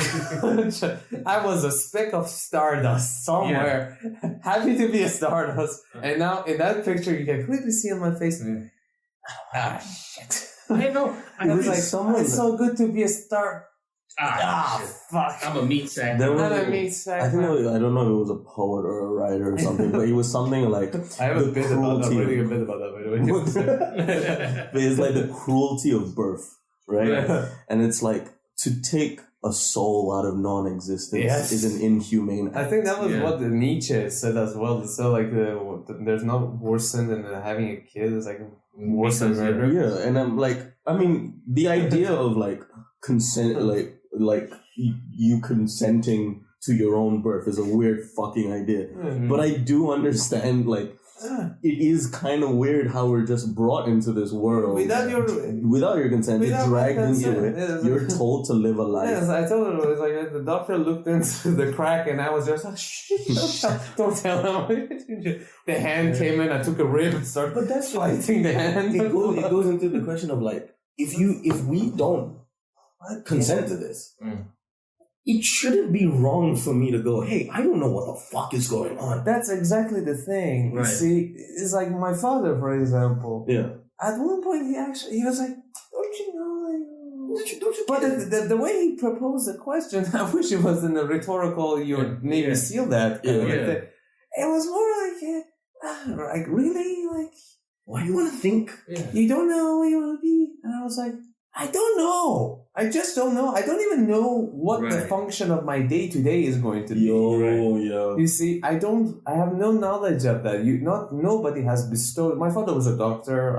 I don't know how he decided to go into that realm. He just decided it. And then he was born in a village to a village father. And then like the dad was a soldier of the Reza Shah, the father of Muhammad Reza Shah. Like, he was a soldier in his brigade back then. Whoa. And like that old of a man, and an older, and a mother who was like, she had so many kids that they couldn't even tell if she was pregnant or not. Oh Jesus! And a lot of them died or not. But like that's the kind of environment he was born in, and he decided on something. He took on. He was pretty easygoing with life as well. But like he's like kind of looking at me with the expectation to I should know a lot of stuff without you teaching me the stuff that I have questions about. That was a problem for me. Not that problem with him, but because I always thought it's on me, and granted it is on me. Right. There are people who would say it's my parents' fault. No, actually, it is part of your parents' fault too, but you can only get it so much. Yeah. But I would say 50% is your parents' fault. Yeah. But they're just people. But they don't know either. No, they don't. They're trying to do their best. God bless their soul. Seriously. But they don't know. You see? Right. But the thing is, well, you didn't know. Why do you expect me to know either? don't have the same expectation. Like, you don't know what the fuck you're doing. Okay, great example again is my parents, because both of them are anthropologists, right? And then one of them decided to be like a Navy person on the side, and my mom was like an activist on the side, right? Mm. But they didn't plan on being academics. Yeah. Because my father wanted to be an architect, and he had the grades for it, but he couldn't go into architecture school because he was poor. Mm. Right? And my mom wanted to be an interior designer, right? She wanted to be she wanted to learn how the art of designing the inside of the business. So it's really interesting. One of them wanted to design the outside of the building, another one wanted to design the inside of the building. It's very interesting. And you became the project. There you go. Yeah. And then so what happened? Well, my mom got a diploma in this 1966. But my grandmother wouldn't let her do it because it was considered shameful, which is a shame, because if she did, she would have been... considered shameful? What the fuck do you mean? Because it was all like Victorian era style... so you have to be a woman of the house? Yeah, you have... No. She would rather doctor, lawyer, engineer, something respectable. Oh, interior designer didn't have a place. Okay. Yeah, because that stands was very high. Right? So she didn't want her to be an artsy-fartsy type, with a degree and whatnot. So she did anthropology almost out of rebellion, essentially, social work out of rebellion. But if she had become an interior designer, she would have been, I believe, Nippon Paints' first color consultant. Jesus. Yeah, she missed it by, just a little bit. And my dad still has architectural skills. They're just dormant. Because when my late aunt needed a house, he pinned the blueprints himself. Oh, that's awesome. Yeah. And he's been doing nothing but building things since then. Yeah. A chicken egg incubator out of a toaster oven, a sailboat. He made me like a toy crane that was basically like a pommel horse with a winch, and I would like play with it. I would scoop sand with it. Like he's constantly building things, right? And I think they too didn't know, and they didn't have the opportunity to really do what they wanted to do. Yeah. So all they had to do was just like wing it, and then hopefully something stuck. Hopefully something stuck. Yeah. But it's very obvious that their passions remain, and they remain as like really serious hobbies or stuff that are useful in the background. Like if you go to like my place or my brother's restaurant, it's very clear the interior design is still it's very clear. It's still, and my dad, like, he keeps repairing shit constantly, especially around the house, and I think it's because he's constantly he's fulfilling that gap that he feels there is, and he's trying to feed that part of it. His bliss was, and I don't like that word bliss, but his thing was to become an architect. Right. He never got to do that. So not really. He's trying to feed that part of himself. And I think when I look at my parents, the thing that worries me is that if I make right now, I don't know what I'm good at, because I know I'll be good at whatever I put my effort into. So I'm technically good at anything so long as I put the effort in. Yeah. So very amorphous sort of skill set, right? Yeah. Right? Yeah. A lot of skill points, haven't put them in any category yet.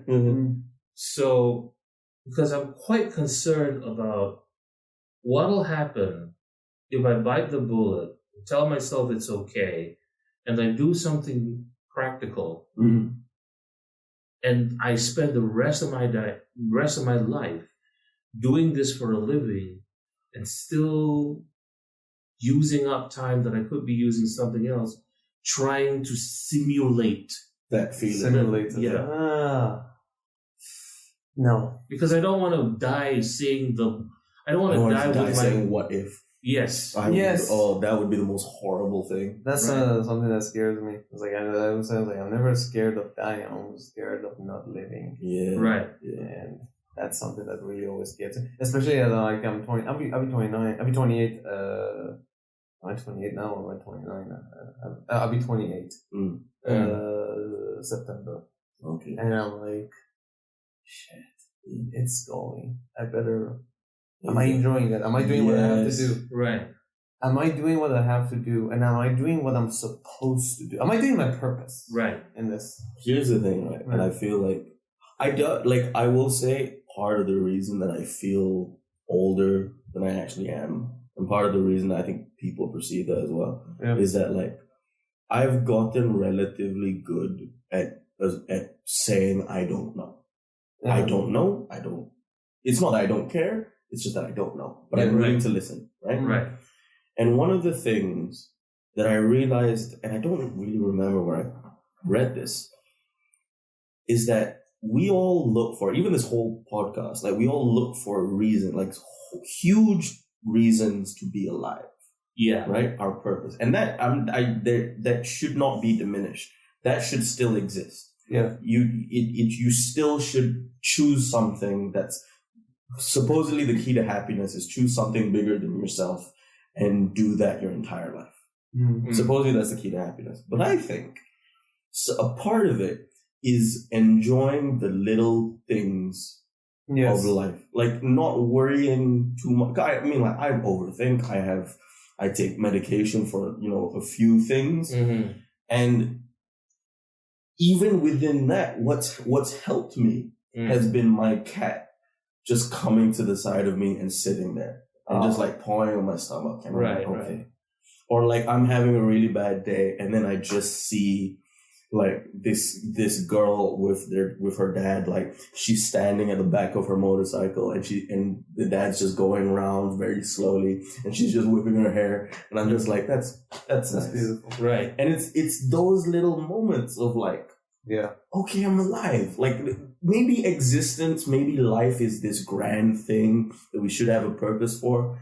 And it's sprawling and yeah, sure, let's have this massive thing. But also, it's made up of these tiny fucking seconds and milliseconds of just being able to enjoy that. Like, you can take a piss in the morning and the relief that you get after that. Just that, man. That's the solution to, like, the lack of surprise you get from not being able to truly experience big things. Yes. Right? Yeah. Because maybe seeing the pyramids for the first time isn't going to wow you. Yeah. But you know what it is? What? Throwing something from across the room and getting it into the bucket. Yeah. That is true. That, every time that happens, the joy. What was this thing? I watched a series called Fleabag. Very, very. I love Fleabag, yeah. You know when they go to that place for meditation and all that? Yeah. And there's a bunch of men who are having anger issues. Yeah. There's one guy who she becomes bonds with and sits there. And it brought me to tears. I actually cried hearing them talk. Yeah. Because he started talking about it. And he mentioned the point that you're mentioning right now. And he said, the girl asked him, like, the guy says, they keep asking me what I want. I'm not going to tell him what I want. And he says, like, I want to go home. And he starts listing out very little things that are so minuscule, so little, but so, it brought me to tears because he starts mentioning the things that he wanted. One of it was that I want to take cups from the dishwasher and put them in the cupboard. And the next day, see my wife drink from them.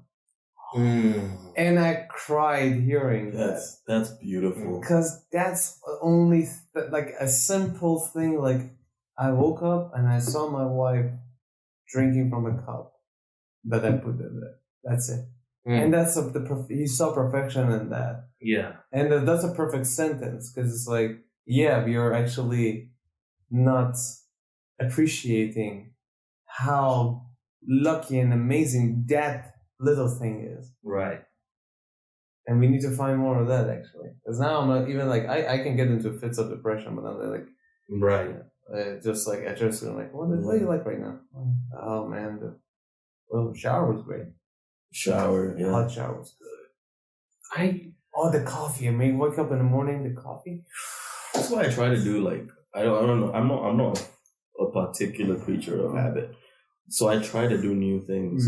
But just like that sentence is fucking gold. there's no fat on that sentence. Like from a writer's perspective, that is a fucking gold sentence. That there is no fat on that. That is exactly, and it gets you to feel. It gets you to where you need to go. Yeah. And the ability for me to just like to sit back, for example, to drive and listen to my music and sing along, just that. I like the rain. You like the rain? Yeah. A lot of people, like when I drive Nat around, he's like, oh, it's so difficult to get out of the bed when it rains because, it's perfect for falling asleep, right? It's very cold. But for me, go for a drive. When I get up and I hear the rain, I'm like, oh, okay. I want to sit outside. I like the mist. Right. Yeah. I'm even worse. I don't carry an umbrella, and I put on earpods and I go under the rain. And people look at me like, the fuck? I'm like, feels good. Right. I like it. The world's ending. Fuck it. When the rain comes, I feel like, the earth is quenching itself, and I almost feel like this amphibian that's crawling out of its den. Yeah. And it's like, the environment is finally perfect for my habitation. Yeah. It is sufficiently wet. Yeah.